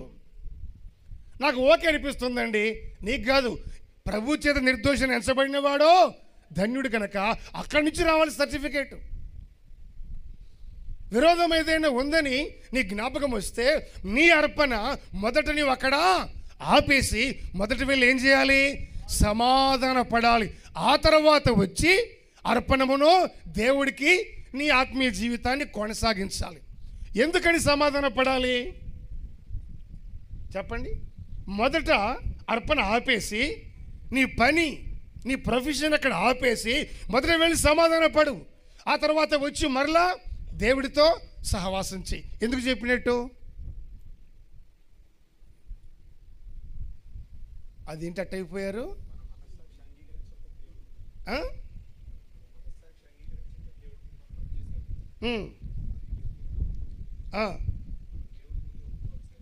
ఒప్పుకోవాలి.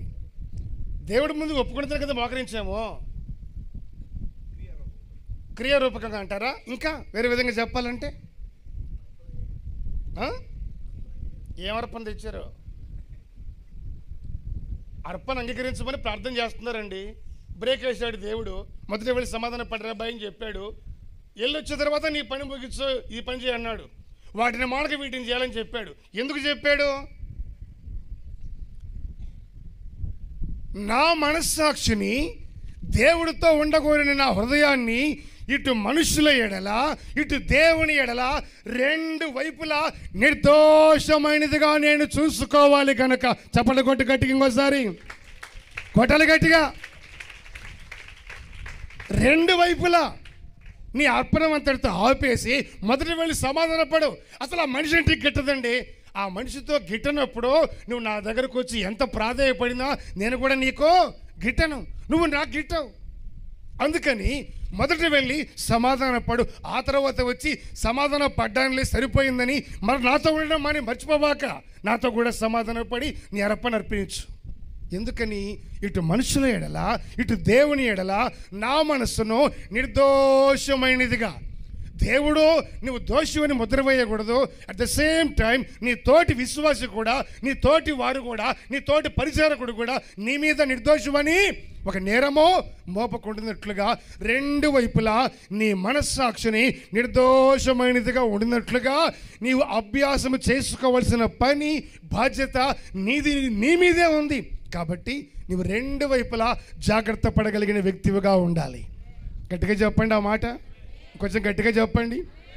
కాబట్టి ఆత్మ సంబంధమైన ప్రతి అనుభవాన్ని దేవుని ఎదుట నీవు కొనసాగించేటప్పుడు రెండు వైపులా నీ మనసును, ఒకటే నాకు నచ్చిందండి, నేను ఒకే రూట్లో పోతాను, నేను ఏ రూట్ అంటే ఆ రూటే, కుదరదు. పరలోకపు నీతి ఒప్పుకోదు. వాటిని చేయాలి, వీటిని మానకూడదు. మనుషులతో సమాధానపడు, అటు తర్వాత వచ్చి దేవునితో సమాధానపడు. ఎందుకు ఆ మాట చెప్పాడంటే, దేవుడితో సమాధానం ఎంత ముఖ్యమో నీ తోటి వారితో కూడా సమాధానం అంతే ముఖ్యం. హల్లెలూయా. కొంతమంది అంటారు, నేను ఎవరితో మాట్లాడనండి, నాకు ఎవరు నచ్చరు, నేను నా దేవుడు. చెప్పండి ఏమంటారు? నేను నా దేవుడు, నేను సంఘం, నేను వాక్యం, నేను నా దేవుడు, నేను నా దేవుడు. పరలోకంలో నువ్వు నీ దేవుడైనా నీ దేవుని వెంబడించే వాళ్ళందరూ ఉంటారా? మరి నీ పరిస్థితి ఏంటి? వాళ్ళందరూ ఒప్పుకుంటారా వస్తానంటే పరలోకానికి? నేను నా దేవుడు, దానంత మోసకరమైన స్వభావము ఇంకొకటి లేదు. మనకు అటువంటి మోసగించే స్వభావం తొలగిపోవును గాక. నేను నా దేవుడు అనేటువంటిది ఎప్పుడూ ఉండకూడదు. దేవుడితో సమాధానం ఎంత ముఖ్యమో నీ తోటి వారితో కూడా సమాధానమో అంతే ముఖ్యం, అంతే ముఖ్యం. ఐక్యత అంటే పక్కపక్కన కూర్చోవడం కాదండి. ఐక్యత అంటే, ఫెలోషిప్ అంటే, కూర్చో, నీకోసమే పెట్టే ప్లేస్ రిజర్వేషన్, కూర్చో, బ్యాగ్ పెట్టే ముందుకంటే కూర్చో. నువ్వు వచ్చి కూర్చుంటే కానీ చెప్పాల్సిన వ్యవహారం అంతా చెప్పవు. చెప్పి ఇప్పుడు కంపు చేసావు నా బతుకుని. ఇంకా ఏదైనా బ్యాలెన్స్ ఉందంటే కూర్చో, ఇంట్లో ఎట్టకూడదు, ఇట్లా మరి సంఘంలోనే కుదురుతుంది, కూర్చో. ఎంత ఐక్యతో! మిగతా వాటికి రాదు, ప్రార్థనకి రాదు. కొంతమంది చూడండి, వాక్యం చెప్పమన్నారా, ఏదైనా మాట్లాడమన్నారా, అదే గోడ కొట్టిన బంతి అన్నారే అన్నగారు ఇందాక, మాటలు వచ్చేస్తాయి. వాక్యం ప్రార్థన అన్నారా, ఫెవికిక్కి సతికిచ్చినట్టే తెరిపించలేని నోరు. మిగతా మాటలు చెప్పమనాలి, అబ్బో సౌండ్ ప్రూఫ్ కూడా బలిగిపోతుంది. ప్రార్థన అంటారా, రాదు. వాడు రానివాడు పాప. వీళ్ళు మంచోళ్ళే, మీ గురించి కదమ్మా, ఎవరి గురించో చెప్తున్నా, మీరు ఇంకా మంచోళ్ళు. గట్టిగా చెప్పండి. చెప్పాను కదా మీరు మంచోళ్ళని, చెప్పిన మాట వింటారు ఎవరో కొందరు. అయితే మనం ఆ విధంగా ఉండకుండా జాగ్రత్త పడాలని ఆ మాట జ్ఞాపకం చేస్తూ ఉన్నా. ఐక్యత అంటే పక్కపక్కన కూర్చోవడం కాదు, మనసు కలవటం. దేవుడికి స్తోత్రం. మనసు కలవటం. ఇటు దేవుడితోనైనా ఇటు నీ తోటి వారితోనైనా నీ మనసు ఏకమై ఐక్యత కలిగిందిగా మనసు కలవాలి. కొందరికి మనుషులతో కలిసినట్టుగా మిగతా వాడితో కలవదు, దేవుడితో అసలే కలవదు. ఘోరమైన వ్యాధి కలిగింది. దేవుడితో ఎటువంటి సమాధానం నీకు అవసరమో నీ తోటి వారితో కూడా అంతే సమాధానం అవసరం.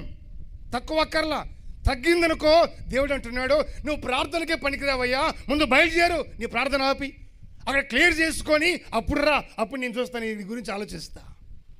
అది లేకపోతే కుదరదు, ఒప్పుకోను. అట్టయితే సంఘానికి ఆ మనిషి అన్న రావాలి, నేనన్న రావాలి, తేలిపోవాలి ఈరోజు ఏదో ఒకటి. అబ్బా ఏమి తీర్మానం అండి. ఉంటే వాళ్ళనే ఉండాలి. చెప్పండి తర్వాత మాటలు. ఏమి తిన్నట్టు కోసం చేసేటువంటి చేసి ఉంటే వాళ్ళని రావాలి, లేదా నేనన్నా. ఎంతకాలం ఇటువంటి వాటి మధ్యలో మనం బతుకుతాం? అదే నేరారోపణ చేయని మనస్సాక్షి, అదే చచ్చిపోయిన మనస్సాక్షి, అదే నా యందు నాకు ఏ దోషమో కాందరాని మనస్సాక్షి, అదే ఒకటి మార్గం వానికి యథార్థంగా కనబడే మనస్సాక్షి. ఇవేవి దేవుని రాజ్యమో అంగీకరించదు. ఇలాంటి మనస్సాక్షి కలిగిన తత్వాన్ని మనమైతే దేవుడితోటి ఇటు మనుషులతో రెండు వైపులా సమాధానాన్ని కలిగి ఉందుమో గాక. దేవునికి స్తోత్రం. మరొక మాట చూద్దాం. ఎఫెసీ పత్రిక 5వ అధ్యాయం 25 నుండి 27 వరకు చదవండి త్వరగా. మీ భార్యలను ప్రేమించుడి, అటువలే క్రీస్తు కూడా సంఘమును ప్రేమించి అది కలంకమైనను ఏంటండి అది కలంకమైనను ముడతైనను అతిది మరి ఏదైనను లేక పరిశుద్ధమైనది గాను నిర్దోషమైనది గాను. ఎలాంటిదంట? రెండోసారి చెప్పాలి. నిర్దోషమైనది గాను. చెప్పరా? మళ్ళీ ముఖ్యాంశాలు కూడా చెప్తారు కదా, చెప్పేమిటి? ఏది అడుగుతున్నాడు అది అవసరమైతే నిర్దోషమైనది గాను. చెప్పి ఏంటిదంట? నిర్దోషమైనది గాను. నిర్దోషం తెల్లవారుజాముకు నిర్దోషం అంటనే ఉండాలి. తెల్లవారుజాము దాకా మహిమగల సంఘముగాను ఆయన తన ఎదుట దానిని నిలవబెట్టుకొనవలెనని, అంటే నన్ను నిన్ను నిలవబెట్టుకొనవలెనని వాక్యముతో ఉదక స్నానము చేత దానిని పవిత్రపరిచి పరిశుద్ధపరిచి దాని కొరకు తన్ను తాను అప్పగించుకొనెను. హల్లెలూయా. అటువలే క్రీస్తు కూడా సంఘమును ప్రేమించి. ఎవరిని ప్రేమించాడు? క్రీస్తు. చెప్పాలి గట్టిగా. చెప్పండి బాబు, గట్టిగా చెప్పండి. సంఘం అని సంఘం డేర్లో పెట్టాలి. తీసుకెళ్ళి మిమ్మల్ని అందరినీ పాలపాకట్లేదు దగ్గర ఎంత పరిగెళ్ళిపోతున్నారు ఏంటి? ఆయన ఎదురు నిలబెట్టుకోవాలని ఎవరిని? సంఘం. అటువలే క్రీస్తు కూడా సంఘమును ప్రేమించి. సంఘం అంటే ఏందో ఈ నిశ్శబ్దము, ఈ మౌనానికి కారణం ఏంటో. కేరళలో కొట్టుకోపోయింది, వాళ్ళు మౌనంగా ఉన్నారంటే అర్థం ఉంది. మీ దగ్గర ఏం కొట్టుకోపోయాయి? క్రీస్తు సంఘమును ప్రేమించి, సంఘాన్ని ప్రేమించి ఆయన ఏం చేశాడో చదవండి బాబు గారు. ఒకసారి మళ్ళీ పెట్టుకుని ఆయన సంఘమును ప్రేమించి సంఘమును ప్రేమించి అది కలంకమైనను. దేవుడు ప్రేమించిన సంఘములో ఎన్ని డిగ్రీలు ఉన్నాయో లెక్క పెట్టుకోండి. అది కలంకమైనను ముడతైనను అతిది మరి ఏదైనను మరి ఎన్నో ఉన్నాయంట. ఆ ఏదైనా లేక పరిశుద్ధమైనది గాను. సంఘమును ఇన్ని కలంకాలు ఉన్నటువంటి సంఘమును పరిశుద్ధమైనది గాను, నిర్దోషమైనది గాను, మహిమగల సంఘము గాను ఆయన తన ఎదుట దానిని నిలబెట్టుకొనవలెనని వాక్యముతో ఉదక స్నానము చేత. ఉపవాస ప్రార్థనలో ఎన్ని ప్రసంగాలు అంటే మొత్తం ఉపవాస కోటాల్లో అబ్బా ఏం చెప్పారండి? 24. మరి 24లో 4 అన్న యాక్షన్ క్రియ చేస్తాయా? ఇప్పుడు చేసి కనపడుతుందిగా. మరి చివరి దాకా ఎందుకు? ఇప్పుడు తెలిసిపోవటం రిజల్ట్. 24 ప్రసంగాలు లెక్కల్లో బాగానే రాసు గట్టిగా ఉన్నారండి. ఇన్ని ప్రసంగాలు ఎందుకు? వాక్యముతో ఉదక స్నానం ఈ రకంగా బాదుతుంటేనే ఆ మురికిపోవట్లేదే. ఇంకా ఉడకబెట్టి బాధాలి, గంజి పెట్టి ఇస్త్రీ చేయాలి, ఇంకే రకంగా బాధాలి. బాధి చేతుల్లో పెడుతున్నాయి బాబా. అయినా ఏమి లేదు. మీకు తెలిసిన పాత పాఠం ఒకటి చెప్పనా? అదే బండ కింద కప్పలు అంటారే. ప్రశాంతంగా కూర్చొని కప్పలు ఆడుకుంటే పాడుకుంటున్నాయట. ఈ సాకులోడు ఆదివారం సెలవు కదా, ఆదివారమే వస్తారట. ఈ సాకులోడు వచ్చి ఉష్ ఉష్ అని బాదుతుంటే ఈ కప్పలన్నీ అటు ఇటు బెదిరి కొద్ది రోజులకు ఒకసారి ఇట్లా బెదరకొడుతున్నాడు, మరలా గ్యాపిస్తున్నాడు, బెదరకొడుతున్నాడు, గ్యాపిస్తున్నాడు. ఏంటి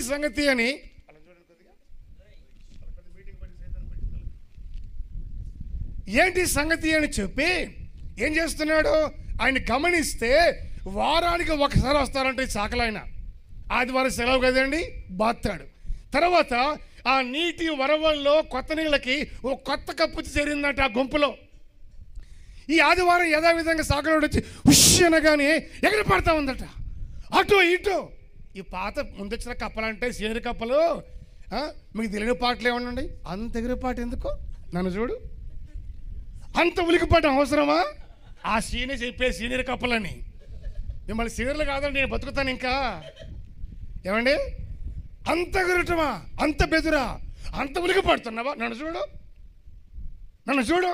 ఉతకని ఎంతసేపు ఉతుకుతాడు? మాటికి ఒక కాసేపు ఉతుకుతాడు, గంట ఉతుకుతాడు. ఈ మండోడు అంటే గంట తర్వాత ఉతుకుతాడు, 2 గంటలు వేసుకో. అలుపు వచ్చేది పోతాడు, వచ్చిందని పట్టుకో బండికి. నన్ను చూడు, నన్ను చూడు, ఇలాగ ఉండాలి, నన్ను చూడు. ఇంకా ఎంత ఉతికితే మాత్రం ఏముందండి? నీ మనస్సాక్షి నేరారోపణ చేయనిదిగా ఉన్నప్పుడు ఇక ఎంత ఉతికితే ప్రయోజనం ఏముంది? అందువల్ల అది కళంకమైన, మత్సైనా, ముడతైనా, మరి ఏదైనా ఏది ఉండక ఇన్ని ఉన్నా సరే దేవుడు మనల్ని ప్రేమించాడు. దేవుడికి స్తోత్రం. ఎందుకో తన ఎదుట నిలబెట్టుకోవాలి, ఆయన వలె మార్చాలి, ఆయన రూపంలోకి మనల్ని మార్చాలి, ఆయనతో ఉండాలి యుగాయుగాలు. అందుకని ఏ దోషమైనా కళంకమైనా ఉండకూడదు, నిర్దోషమైన సంఘముగా. ఈ దోషం అంటే ఏంటి? కళంకం అంటే ఏంటి? అది ఎలాగుంటుంది కళంకము? లేవియ కాండము 21వ అధ్యాయము 17 నుండి 20 వరకు చదువుతారండి ప్రశాంతంగా. లేవి 21:17 నుండి. నీవు అహరోనుతో ఇట్లనుము, ఏమని? నీ సంతతి వారిలో ఒకనికి కళంకం కళంకము ఏదైనను, చదవండి బాబు రెండోసారి. కళంకం ఏదైనను కలిగిన ఎడల, అది కలిపి చదవాలి. ఎందుకు తగ్గొట్టేస్తున్నావు? ఒకనికి కళంకం ఏదైనను కలిగిన ఎడల అతడు తన దేవునికి ఆహారం అర్పించుటకు సమీపింపకూడదు. తన దేవుడికి ఆహారమును అర్పించుటకు సమీపింపకూడదు. సమీపించకూడదా? సమీపింపకూడదు. గట్టిగా చెప్పు. సమీపించకూడదు. మరి మీ బైబిల్ ఏం రాసిందా? అదే ఉందా? మీకు కూడా అదే రాసిందా? పోన్లే, దేవుడికి స్తోత్రం. మీకు ఈజీగా అర్థమవుతుంది. కళంకము ఏదైనా ఉంది అంటే వాడు దేవునికి అర్పణను అర్పించేందుకు దేవుడి దగ్గరికి సమీపించకూడదు. ఏలయనగా ఎవని యందు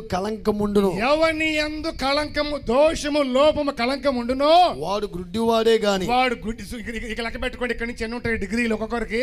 వాడు గుడ్డివాడే గాని, ముక్కిడివాడే గాని, విపరీతమైన అవయవాలు గలవాడే గాని, కాలైనను చెయ్యని విరిగిన వాడే గాని, గూనివాడే గాని, గుజ్జువాడే గాని, కంటిలో పువ్వు గలవాడే గాని, గజ్జి గలవాడే గాని, చిరుగుడు గలవాడే గాని, వృష్ణములు నలిగిన వాడే గాని సమీపించకూడదు. ఇప్పుడు ఈ లిస్ట్ అంతా రాస్తే మీరు దేనికి టిక్ కొడతారండి?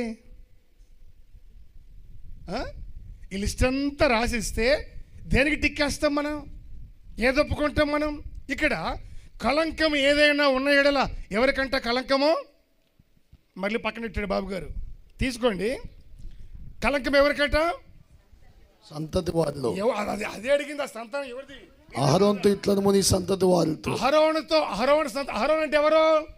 యాజకుడు సంతానం అంటే ఎవరు? సంఘం, దేవుని బిడ్డలు అందరూ మనం అంతా ఏకమై సంఘం. చదువునైనా నీలో గాని నీ సంతతిలో గాని ఒకనికి ఏదైనా కళంకం ఉన్నట్లయితే, కళంకము కలిగిన ఎడల, కళంకం ఏంటో చెప్తున్నాడు. మొదటిది ఏంటిదట? గుడ్డివాడు అంటే దైవ ప్రత్యక్షత లేనివాడు, దైవ దర్శనం లేనివాడు. కుంటివాడు అంటే ఆత్మీయ జీవితంలో నడక ముందుకు సాగనివాడు, ఆత్మీయతలో క్రీస్తు యేసునందు పరిగెత్తలేనివాడు. ముక్కిడివాడు, ఇంగ్లీష్లో ఫ్లాట్ నోస్ అని రాస్తుంది, ముక్కు లేనివాడు. ఒకసారి ముక్కులు చూసుకోండి. ముక్కిడివాడు అంటే ఎవరో? చప్పటి ముక్కువాడు అంటారే, ముక్కు లేకుండా ఉంటారు అంటే మీ ముక్కులు కదా, ఈ ముక్కు గురించి చెప్తున్నా నేను. ముక్కిడివాడు, ముక్కు లేకపోతే ఇంగ్లీష్లో ఈ ముక్కిడివాడు అనే మాటకు ఫ్లాట్ నోస్, అణిగిపోయిన ముక్కు అని రాస్తుంది. అంటే ముక్కు అణిగిపోతే కూడా లోపమేనా? నైవేద్యం అర్పించడానికి పనికిరాదా? దేవుడికి ముక్కుతో పనే ఉంది. ముక్కు అంటే అందరిని గురించి మాట్లాడినప్పుడు ముక్కు మొహం అని మాట్లాడతారు. ముక్కు అందము అంటే ఆత్మీయ సౌందర్యం. ఈ సౌందర్యంలో లోపము లేకుండా ఉండాలని దానియేలు తన స్నేహితులు వ్యర్థమైన ఆహారాన్ని పుచ్చుకోకుండా, తాగకుండా కాపాడుకున్నారు భక్తిని. ముక్కిడివాడే గాని, తర్వాత విపరీతమైన అవయవం గలవాడే గాని, 3 చేతులు 3 కాళ్ళు 6 ఏళ్ళు రకరకాలుగా ఇంకేవేవో అవయవాలు, విపరీతమైన అవయవాలు గలవాడే గాని, కాలైనను చెయ్యనను విరిగిన వాడే. చెయ్యని విరిగిన వాడు మందిరానికి రావాలంటే కాలు ఇరిగిపోయినట్టే ఉంటుంది, అడుగు ముందుకు పడదు. దేవుడు పని అంటే కాలు ఇరిగిపోయినట్టుగా ఉంటుంది, అడుగు రాదు ముందుకు. బయటకంటే పరిగెత్తుతారు, చేయి విరిగిపోతుంది. దేవుడు పని అన్నా, దేవుడి కొరకు చేయి చాపాలన్నా, దేవుడి కొరకు ఏదైనా ఈ చేతితో పని చేయాలంటే చేయలేనట్టే. కాలైన చేయని విరిగినవాడు గూనివాడు అంటే పర సంబంధమైన వాటిని చూడలేనివాడు, భూ సంబంధి. భూ సంబంధమైన వాటిని వెతుకుతుంటాడు, పర సంబంధమైన వాటిని వెతకలేడు. గుజ్జువాడు, ఎదగని వాడు, క్రీస్తు యేసునందు క్రీస్తు సారూప్యంలోకి రానివాడు, అక్కడక్కడే ఉంటేవాడు.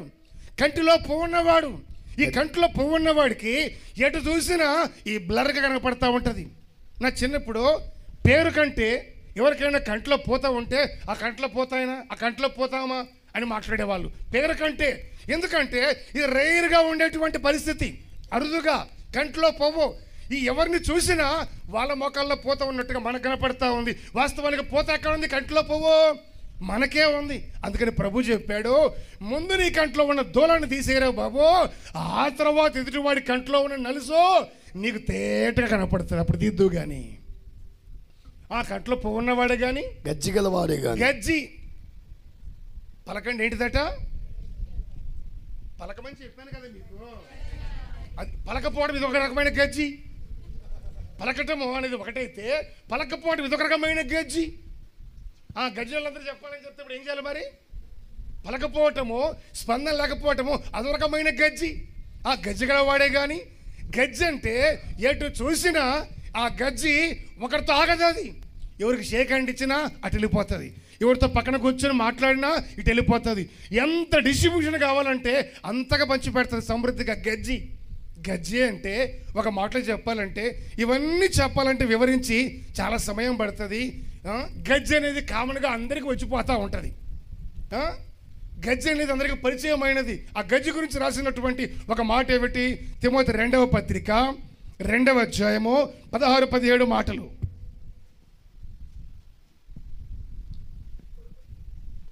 అపవిత్రమైన వట్టి మాటలకు అపవిత్రమైన వట్టి మాటలకు విముఖుడవై ఉండుము. అట్టి మాటలాడువారు మరి ఎక్కువగా భక్తిహీనులు అవుతారు. కొరుకు పుండు ప్రాగినట్టు. ఏ పుండు? కొరుకు పుండు. ఏ పుండు చెప్పాలండి మైకులో. కొరుకు పుండు, కొరుకు పుండు ప్రాగినట్లు వారి మాటలు. అదే గజ్జి అంటే, అదే గజ్జి. కొరుకు పుండు ప్రాకినట్లుగా, గజ్జి పాకినట్లుగా ఈ మాటలు ప్రాకుతా ఉంటాయి. వారిలో ఎవరున్నారట? వాళ్ళు హుమనయును ఫిలేతును ఉన్నారు. చాలు, కొరుకు పుండు పాకినట్లే.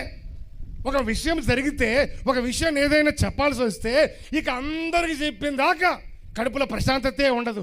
కొరుకు పుండు ఆ చెవు కొరికి, ఈ చెవు కొరికి, ఈ గజ్జి వాళ్ళకు పట్టించి వీళ్ళకు బట్టి మొత్తాన్ని గజ్జి బ్యాచ్గా తయారు చేసి అందరు గోక్కొని చెవులు కొరుక్కొని కొరుకు పండు.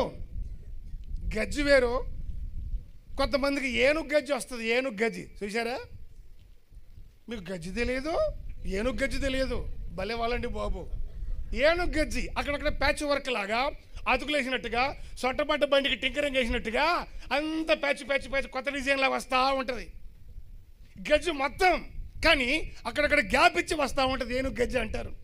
కొరుకు పుండు అది కొరికేస్తుంది శరీరం ఉన్నంత మట్టుకో. గజ్జు పట్టిందంటే కొందరి మాటలట కొరుకు పుండులాగా ప్రాకుతూ ఉంటాయి. వారిలో కొందరు ఉన్నారు, హుమనయును ఫిలేతును ఉన్నారు. నెహెమ్యా సేవ చేసేటప్పుడు సన్బల్లెట్టు టోబియా వచ్చారు. ముందు మీకు గుర్తు చేశా, మన పితరులు పెద్దలు ఎవరో అన్నియ సభ్యురాలు. కొరికేదే పని. వాళ్ళందరూ దిక్కుమాలను కాదు. ఒకప్పుడు మనలకు సంఘంలో కూర్చున్న వాళ్ళు, వాక్యాన్ని విన్న వాళ్ళు, ప్రార్థన చేసిన వాళ్ళు, గట్టికల్ని చెప్పండి, అలా కలిసిన వాళ్ళు. ఇప్పుడు ఏమైంది? గజ్జి, కొరుకు పండు. ఆ మాటలు తప్పితే దైవత్వ మాటలకి వారి నోట్లో ఎక్కడ తావే లేదు, చోటే లేదు. గజ్జి గలవాడే కానీ, మళ్ళీ వివేకానికి వచ్చేయండి. గజ్జి గలవాడే కానీ, సిరుగుడు గలవాడే కానీ, కృష్ణములు నలిగిన వాడే కానీ సమీపింపకూడదు. ఏ బలహీనతలు ఉన్నాయో ఇలాంటి వాడు ఎవరు కూడా దేవునికి నైవేద్యం అర్పించుటకో, అర్పణ అర్పించుటకో, దేవుడి దగ్గర మోకరించుటకో, ప్రార్థన చేయుటకు కూడా వాడు సమీపించకూడదు. వాడు పనికిరాడు. దేవుని చిత్తానికి చేసేదానికి, దేవుడి దగ్గర వచ్చి మోకరించేదానికి పనికిరాడు. గనక మొదట నీ కళంకాన్ని పోగొట్టుకో, నీ మనస్సాక్షిని నిర్దోషమైందిగా కాపాడుకో. ఇటు మనుషుల ఎడల కానీ, ఇటు దేవుని ఎడల కానీ, రెండు వైపులా నీ హృదయాన్ని మంచి మనస్సాక్షి కలిగిందిగా. అభ్యాసము లేకపోతే చచ్చిన సింహము కంటే బ్రతుకున్న కుక్క మేలు. బ్రతుకు అటువంటి దుస్థితికి వెళ్ళిపోతుంది. కాబట్టి నువ్వు అటువంటి అనుభవంలో ఉండేదని కాదు కనుక, నువ్వు దేవుని చేత నిర్దోషగా ఎంచబడవలసినటువంటి వ్యక్తివి కనుక నీ మాటలో ఏమై ఉండాలి? కొద్దిగా ఉండాలి. కొరకు పురుడు ప్రాకినట్లుగా గజ్జినట్టుగా ఉండకూడదు. ఎందుకని ఒక వ్యక్తిలో, ఒక లేవీయునిలో, ఒక లేవీయుని సంతానములో ఇన్ని లోపాల, ఇన్ని రకాల డిగ్రీలా, ఇంత బీభత్సమైన సరుకుందా? ఇవి ఎప్పుడు సరి చేసుకోవాలి? ఇవి ఎప్పుడు పోగొట్టుకోవాలి? ఎప్పుడు మనస్సాక్షిని నిర్దోషమైనదిగా కాచుకోవాలి? ఎప్పుడు సమయానికి ఇవన్నీ కూడా నూతనపరుచుకోవాలి, దేవుని ఎదుట నిలబడగలగాలి. కాబట్టి ఆత్మ సంబంధమైన అనుభవాన్ని గ్రహించాలి. ఎందుకు ఇంత స్టాక్ పేరుకున్నాయండి? గవర్నమెంట్ ఆఫీసుల్లో ఫైళ్ళన్నీ అలాగే ఉండిపోతాయి ఆఫీసుల దగ్గర. ఎందుకని? అబ్బా, ఇంకా కరెక్ట్గా చెప్పారు. ఇంకా అయ్యా, క్యాష్ ఇవ్వలేదా? చేతులు తడపలేదా? అబ్బో, వస్తాయిలే. ఇంకా అప్డేట్ అవ్వలేదు. అప్డేట్ అంటే నేర్చుకోలేదు. ఇంకా ఒకదానికి ఇన్ని రకాల జాబులు వస్తాయనుకుంటే ముందు నుంచి ఇలాంటి అడిగిండేవానిగా. అప్డేట్ అవ్వలేదంట, పక్కన పాడేశారంట, సంతకం పెట్టలేదంట, టేబుల్ కింద. ఇస్తావా నీ ఫైల్ కదులుతుంది, లేకపోతే అమాంత వ్యవస్థలాగా పేర్కొని పోతూ ఉంటుంది. ఎందుకు ఇవన్నీ? సేవకుని, ఈ యాజకుని సంతతిలో, సేవకుని సంతతిలో, దేవుని బిడ్డల్లో, సంఘాల్లో ఇన్ని రకాలైన లోపాలు, దోషాలు ఇంత స్టాక్ పేర్కొని పోయాయి అని చూస్తే వాటికి జవాబు వీళ్ళు చెప్పింది. చదవండి 50వ కీర్తన 17-18 వాక్యాలు. 50వ కీర్తన 17-18 వాక్యాలు. దిద్దుబాటు నీకు అసహ్యము కదా, నీవు నా మాటలు వెనుక త్రోసేస్తావు. నీవు దొంగను చూసినప్పుడు ఎవరిని చూస్తే వాళ్ళతో ఏకీభవిస్తావు, వ్యభిచారితో నువ్వు సాంగత్యం ఎవరిని చూస్తే వాళ్ళతో పరిగెత్తి వెళ్ళిపోతావు. ఇప్పుడు ప్రార్థన కొట్టి పని అటు బయటకు వెళ్దామంటే అటు పరిగెత్తి వెళ్ళిపోతావు. ఈ ప్రార్థనకు పోకపోతే మళ్ళీ రేపటి రోజున వద్దామంటే వాళ్ళ దగ్గరికి వెళ్ళిపోతావు. దిద్దుబాటు నీకు అసహ్యం, దిద్దుకునే మనసు లేదు. నువ్వు ఎప్పుడు దిద్దుకుంటావు? ఎప్పుడు నేను నువ్వు సరి చేసుకుంటావు? నీ ఆత్మీయతను ఎప్పుడు కాపాడుకుంటావు? ఎప్పుడు నూతనపరుచుకుంటావు? ఎందుకు ఇంత స్టాక్ పేరుకున్నాయి ఇవన్నీ డిగ్రీలు? తొలగిపోకుండా కడగవలసినవి, పరిశుద్ధపరచబడవలసినవి అని చూస్తే దిద్దుబాటు ఏమైంది? అసహ్యమైంది. అందుకని దిద్దుకోవాలంటే అద్దము ఎదుటికి రావాలి. స్తోత్రం. దిద్దుకోవాలంటే ఎట్లా రావాలి? చెప్పండి. నోటి చెప్పాను కదా మీకు. ఎక్కడ రావాలి? అద్దం ఎదుటికి రావాలి దిద్దుకోవాలంటే. పోతూ అద్దం కనపడిందా, ఒక నిమిషం ఆగి అంటాం. లిఫ్ట్లో ఎక్కామా, ఫ్లోర్ వచ్చిందన్న సంగతి కూడా లేదు, అద్దం దగ్గర దిద్దాలి. ఇప్పుడు పక్క పోకూడదు, కాస్త ఇట్లా బాగా ఉండాలి. అంటే బయటికి కనబడే విషయంలోనే ఇంతగా లోపము లేకుండా ఉండగోరితే ఒక దేవుని బిడ్డగా, విశ్వాసిగా, ఈ లేవీయుని సంతతిగా నీ ఆత్మీయతలో నీ అంతరంగ లోపాలు లేకుండా దిద్దుకోవాల్సిన ఆవశ్యకత ఎంత నీలో ఉందన్న సంగతిని నువ్వు గుర్తిస్తున్నావు. అద్దం ఎదుటికి వచ్చిన తర్వాత దిద్దుకోక తప్పదు. ఏదో అద్దమో, వాక్యం అనే అద్దం. హల్లెలూయా. అద్దము వలె నిన్ను ప్రతిఫలింపజేసేటువంటి దేవుని వాక్యం దగ్గరకు వచ్చిన తర్వాత నీవు దిద్దుకోవాలి. వాక్యం దగ్గరకు వచ్చిన తర్వాత కూడా నీకు దిద్దుబాటు అసహ్యమైతే ఎవరు దిద్దగలరు నిన్ను లోకంలో? ఎవరు నిన్ను నూతనపరచగలరు? అది జరిగే పనేనా? అవదు. అందుకని నూతనపరుచుకునే అనుభవం నీలో కలగాలంటే వాక్యం అవసరం గనక ఈ ఉపవాస ప్రార్థనలో ఇన్ని రకాలుగా వాక్యముతో ఉదక స్నానము, దిద్దటము, నూతనపరుచుకోవటము, పరిశుద్ధపరచటం. ఎందుకు ఇవన్నీ? నీవు ఏ విధము చేతనైనా ఆయన ఎదుట నిలబడి తీరాలి, ఆయన వలె మారాలి, ఆ రూపము నీలో రావాలి, యేసయ్య వలె నీవు మారి తీరాలి. దేవునికి మహిమ కలుగును గాక.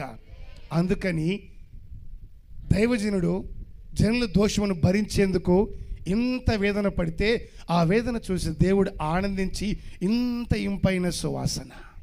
కారణం, ఒక వ్యక్తిని నా ఎదురు నిలబడేదానికి నిర్దోషమైన నా సేవకుడు అనేక దోషమును భరించి పడుతున్న ప్రయాస. అందుకని వాక్యం ఉంటుంది. చివరికి ఒక మాట, యూదా పత్రిక 24వ వాక్యం, మొదటి అధ్యాయంలో 24వ వాక్యం, యూదా పత్రిక చదవండి త్వరగా. తొట్టిల్లకుండా మిమ్మల్ని కాపాడుటకును, తొట్టిల్లకుండా మిమ్మల్ని కాపాడుటకును, తన మహిమ ఎదుట ఆనందముతో మిమ్మల్ని నిర్దోషులుగా, ఎలాగంట? అదే పలకండి, మిమ్మల్ని నిర్దోషులుగా నిలవబెట్టుటకును. మరలా మొదటి చదువు. తొట్టిల్లకుండా మిమ్మల్ని కాపాడుటకును, తొట్టిల్లకుండా మిమ్మల్ని కాపాడుటకును మహిమ ఎదుట తన మహిమ ఎదుట ఆనందముతో మిమ్మల్ని నిర్దోషులుగా ఏ విధంగానట నిర్దోషులుగా ఏ విధంగా చెప్పండి నిర్దోషులుగా నిలవబెట్టుటకును శక్తిగల మన రక్షకుడైన అద్వితీయ దేవునికి మన ప్రభువైన యేసుక్రీస్తు ద్వారా మహిమయు మహత్యమును ఆధిపత్యమును అధికారమును ఇప్పుడు సర్వ యుగములకు కలుగును గాక. చప్పట్లు కొట్టగట్టిగా చప్పట్లు. ఇప్పటికీ ఎప్పటికీ తొట్టిల్లకుండా మిమ్మల్ని కాపాడుటకును తన మహిమ ఎదుట ఆనందముతో, దుఃఖముతో కాదు, ఆనందముతో నిలబడాలట. చూడండి, ఆనందముతో ఎవరు నిలబడతారు? దేవుని ఎదుట దుఃఖముతో ఎవరు నిలబడతారు? ఎగ్జామ్ రాశారు, 10th కానీ ఇంటర్మీడియట్ కానీ డిగ్రీ కానీ, బాగా చదివి అన్నిటికీ రాసి ఫుల్ మార్క్స్ వస్తాయని రాసినటువంటి వాడికి రిజల్ట్ కోసము ఎప్పుడెప్పుడా ఎదురు చూస్తాడు. ఎప్పుడెప్పుడా నాకు ఎన్ని వచ్చాయి, తగ్గాయా, ఏమైనా ఒకటి తగ్గినా మళ్ళీ రివాల్యుయేషన్ పెడతా డబ్బులు కట్టి. కుదరదు, ఒప్పుకోండి, నేను కరెక్ట్గా రాసా. ఆనందం, సంతోషం ఎప్పుడా అని. చదువు సందలేనివాడు, ఎప్పుడు స్కూల్కి కాలేజీకి పోనేవాడు, అటు ఇటు దిక్కులు చూసి పేపర్ మడత పెట్టి పేరు రాయించి ఉంచుకో, చలికాలం చలి కాసుకుందాం అని చెప్పి మహాన కొట్టి ఇక రాడు తిరిగి చూడు. వాడు తెలుసుగా రిజల్ట్ వచ్చినప్పుడు అందరూ కూర్చొని సంతోషపడుతుంటే వాడు దొరకడు అక్కడ. ఎందుకో? ఆనందాన్ని పంచుకొని దానికి అర్హత సంపాదించుకోవాలా.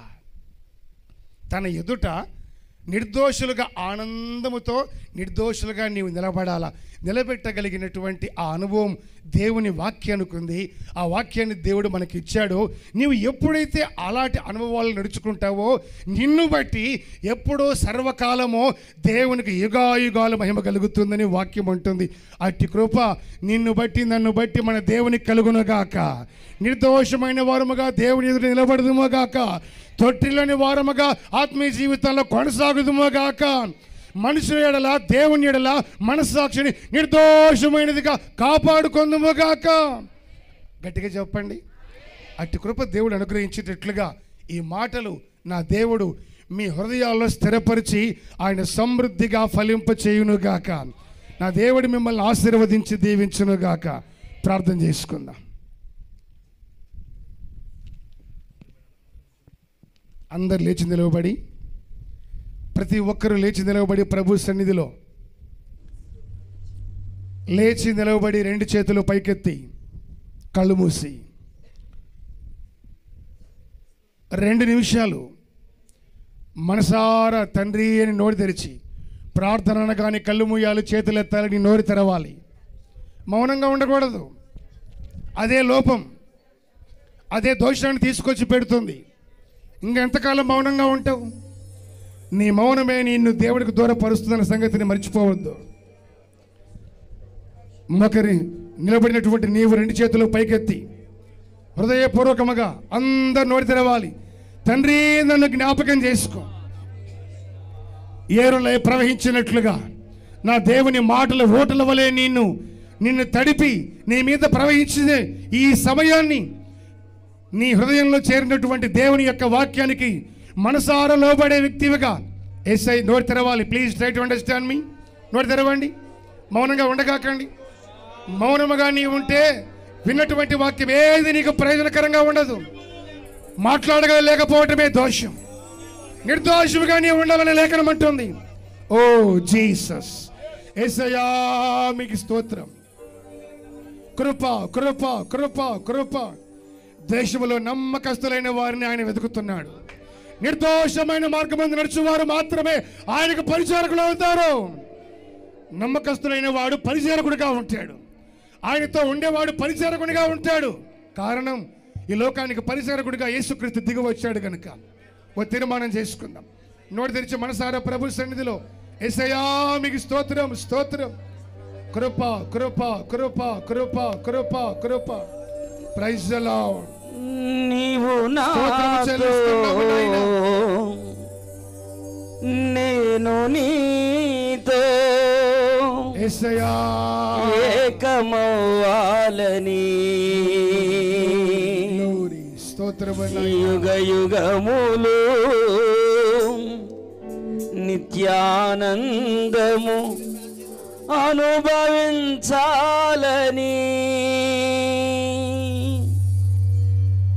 నీవు నాతో నేను నీతో ఏకమవ్వాలని యుగములు నిత్యానందము అనుభవించాలని ఆగడియ కొరకే వేచి ఉంటిని యేసయ్యా తీర్చవా ఆగడియ కొరకే వేచి ఉంటిని యేసయ్యా తీర్చవా పరమపురిలో ప్రియ యేసునికి పెండ్లి కుమార్తెనై పరవశించెదను పరమపురిలో ప్రియ యేసునికి పెండ్లి కుమార్తెనై పరవశించెదను నాటిదో ఈ ఎదురు చూపు ఎప్పుడు తీరును ఈ ఆశనాలు ఏ నాటిదో ఎదురు చూపు ఎప్పుడు తీరును ఈ ఆశనాలు నీవు నాతో నేను నీతో ఏకమవ్వాలని యుగ యుగములు నిత్యానందము అనుభవించాలని నీవు నాతో నేను నీతో ఏకమవ్వాలని యుగ యుగములు నిత్యానందము అనుభవించాలని ఆగడియ కొరకే వేచి ఉంటిని యేసయ్యా తీర్చవా ఆగడియ కొరకే వేచి ఉంటిని యేసయ్యా తీర్చవా పరమపురిలో ప్రియ యేసునికి పెండ్లి కుమార్తెనై పరవశించెదను పరమపురిలో ప్రియ యేసునికి పెండ్లి కుమార్తెనై పరవశించెదను కడిగి చప్పట్లు కొడుతూ ప్రభువా నిర్దోషములుగా మమ్మల్ని మార్చండి. ఒక సేవకుడు సంఘము కొరకు వేదన పడి అనేకులను నిర్దోషములుగా మార్చినట్లుగా ఈ రాత్రి చెప్పబడిన మాటలు బట్టి ప్రభువా దానియేలు ఏ దోషము లేనట్లుగా మాలో కూడా ప్రభువా ముడతైనను కలంకమైనను లోపము మాలో తొలగిపోయినట్లుగా శుద్ధీకరించిన ప్రభువా అందరూ కలిసి ప్రార్థన పూర్వకంగా ఈ ప్రభువా 5వ రోజు రాత్రి మా కుడికల మాతో మాట్లాడిన వాడు దోషము మాలో తొలగించండి, అపవిత్రత మాలో శ్రేష్టమైన పట్టణములో దీపము నీవేగా సమాధానం లేకుండా అర్పణ చెల్లించు నిత్యానందము అనుభవించాలని శ్రేష్టమైన పట్టణములో దీపము నీవేగా వస్త్రమును నేను ధరించి సంచరింతును నీ మహిమలో ఆగడియ కొరకే నే వేసియుంటిని యేసయ్యా తీర్చవా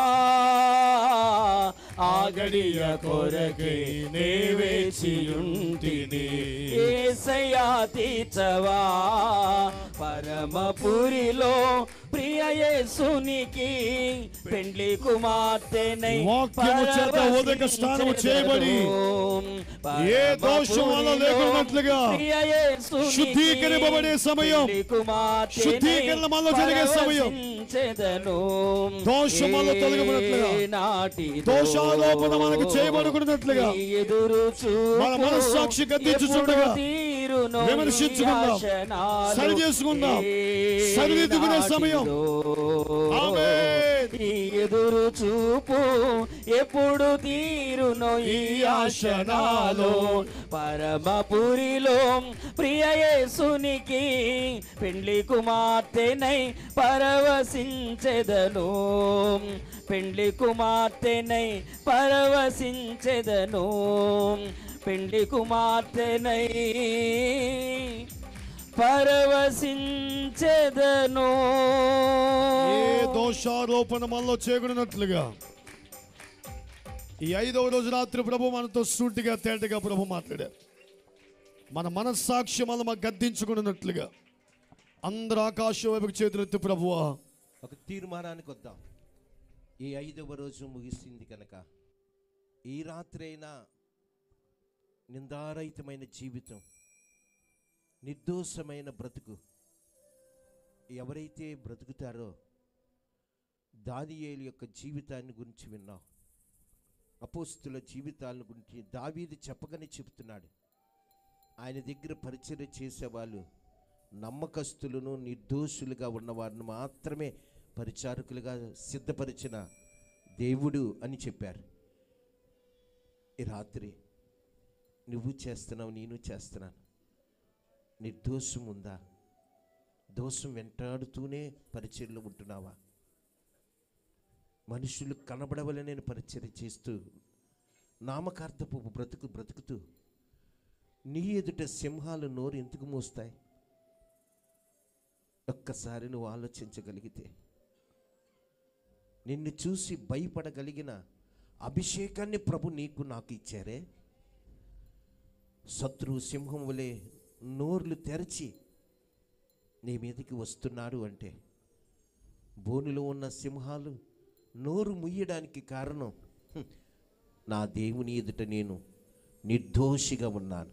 రాజా, నీ ఎదుట నేను నిర్దోషిగా ఉన్నానా అని సెలవిచ్చిన రీతిగా పరమ తండ్రి ఎదుట నీవు నిర్దోషిగా కనబడాలి.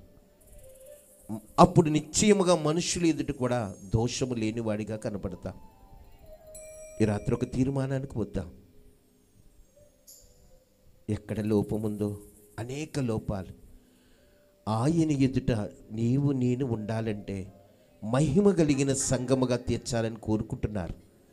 మచ్చ ఉండకూడదు, ముడత ఉండకూడదు, అట్టిది మరి ఏదైనాను లేని మహిమ కలిగిన సంఘంగా మారాలి. నువ్వు యేసు అమూల్యమైన పవిత్రమైన రక్తము చేత కడగబడ్డా, వాగ్దానము చేయబడిన దేవుని ఆత్మ చేత ముద్రింపబడ్డా.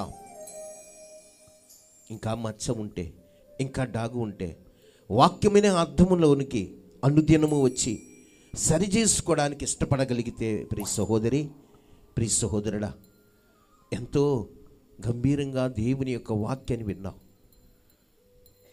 భౌతిక సంబంధమైన అర్థం మన ముఖాన్ని మాత్రమే సరిచేస్తుంది, కానీ ఆత్మ సంబంధమైన వాక్యమనే అర్థం పరలోక రాజ్యమునకు వెళ్ళగలిగిన నిర్దోషమైన మార్గంలో నిన్ను నడిపిస్తుంది. ఈ రాత్రి ఒక తీర్మానానికి వస్తావా? నీ కొరకు ఒక చిన్న ప్రార్థన. ప్రేమగల తండ్రి, మహోన్నతుడా, ఈ 12 రోజుల ఉపవాస కూడికలో 5వ రోజున ఉదయకాలము కూడా పరిశుద్ధులకు పరిచర్యను గురించి మాట్లాడారు. ఆ పరిచర్య చేసేవాళ్ళు దోషముతో, కలంకముతో ప్రభువా ఉంటే ఆ అర్పణ అంగీకరించబడదు అని తేటగా మాట్లాడిన గొప్ప దేవుడు అయ్యా. పరిచర్య చేసే ప్రతి బిడ కూడా నిర్దోషిగా ఉండడానికి అయ్యా, ఇది ఇంటిలో పని కాదయ్యా, ఇది ఒక ఆఫీసులో పని కాదయ్యా. ఇక్కడికి వచ్చిన ప్రతి బిడ్డ కూడా తేజోవాసుల స్వాస్యములోనికి సిద్ధపడగలిగిన మందిరము నాయన. ఈ సంఘములో ప్రభువా పరిచర్య చేసిన వారు ఎలాగుండాలో నీ సేవకుని ద్వారా సిద్ధపరిచారు. మనుషులు ఎదుట పరిచర్య మాత్రమే మిగులుతుంది, కానీ అది నీ ఎదుట అంగీకరించబడదని చెప్పావయ్యా.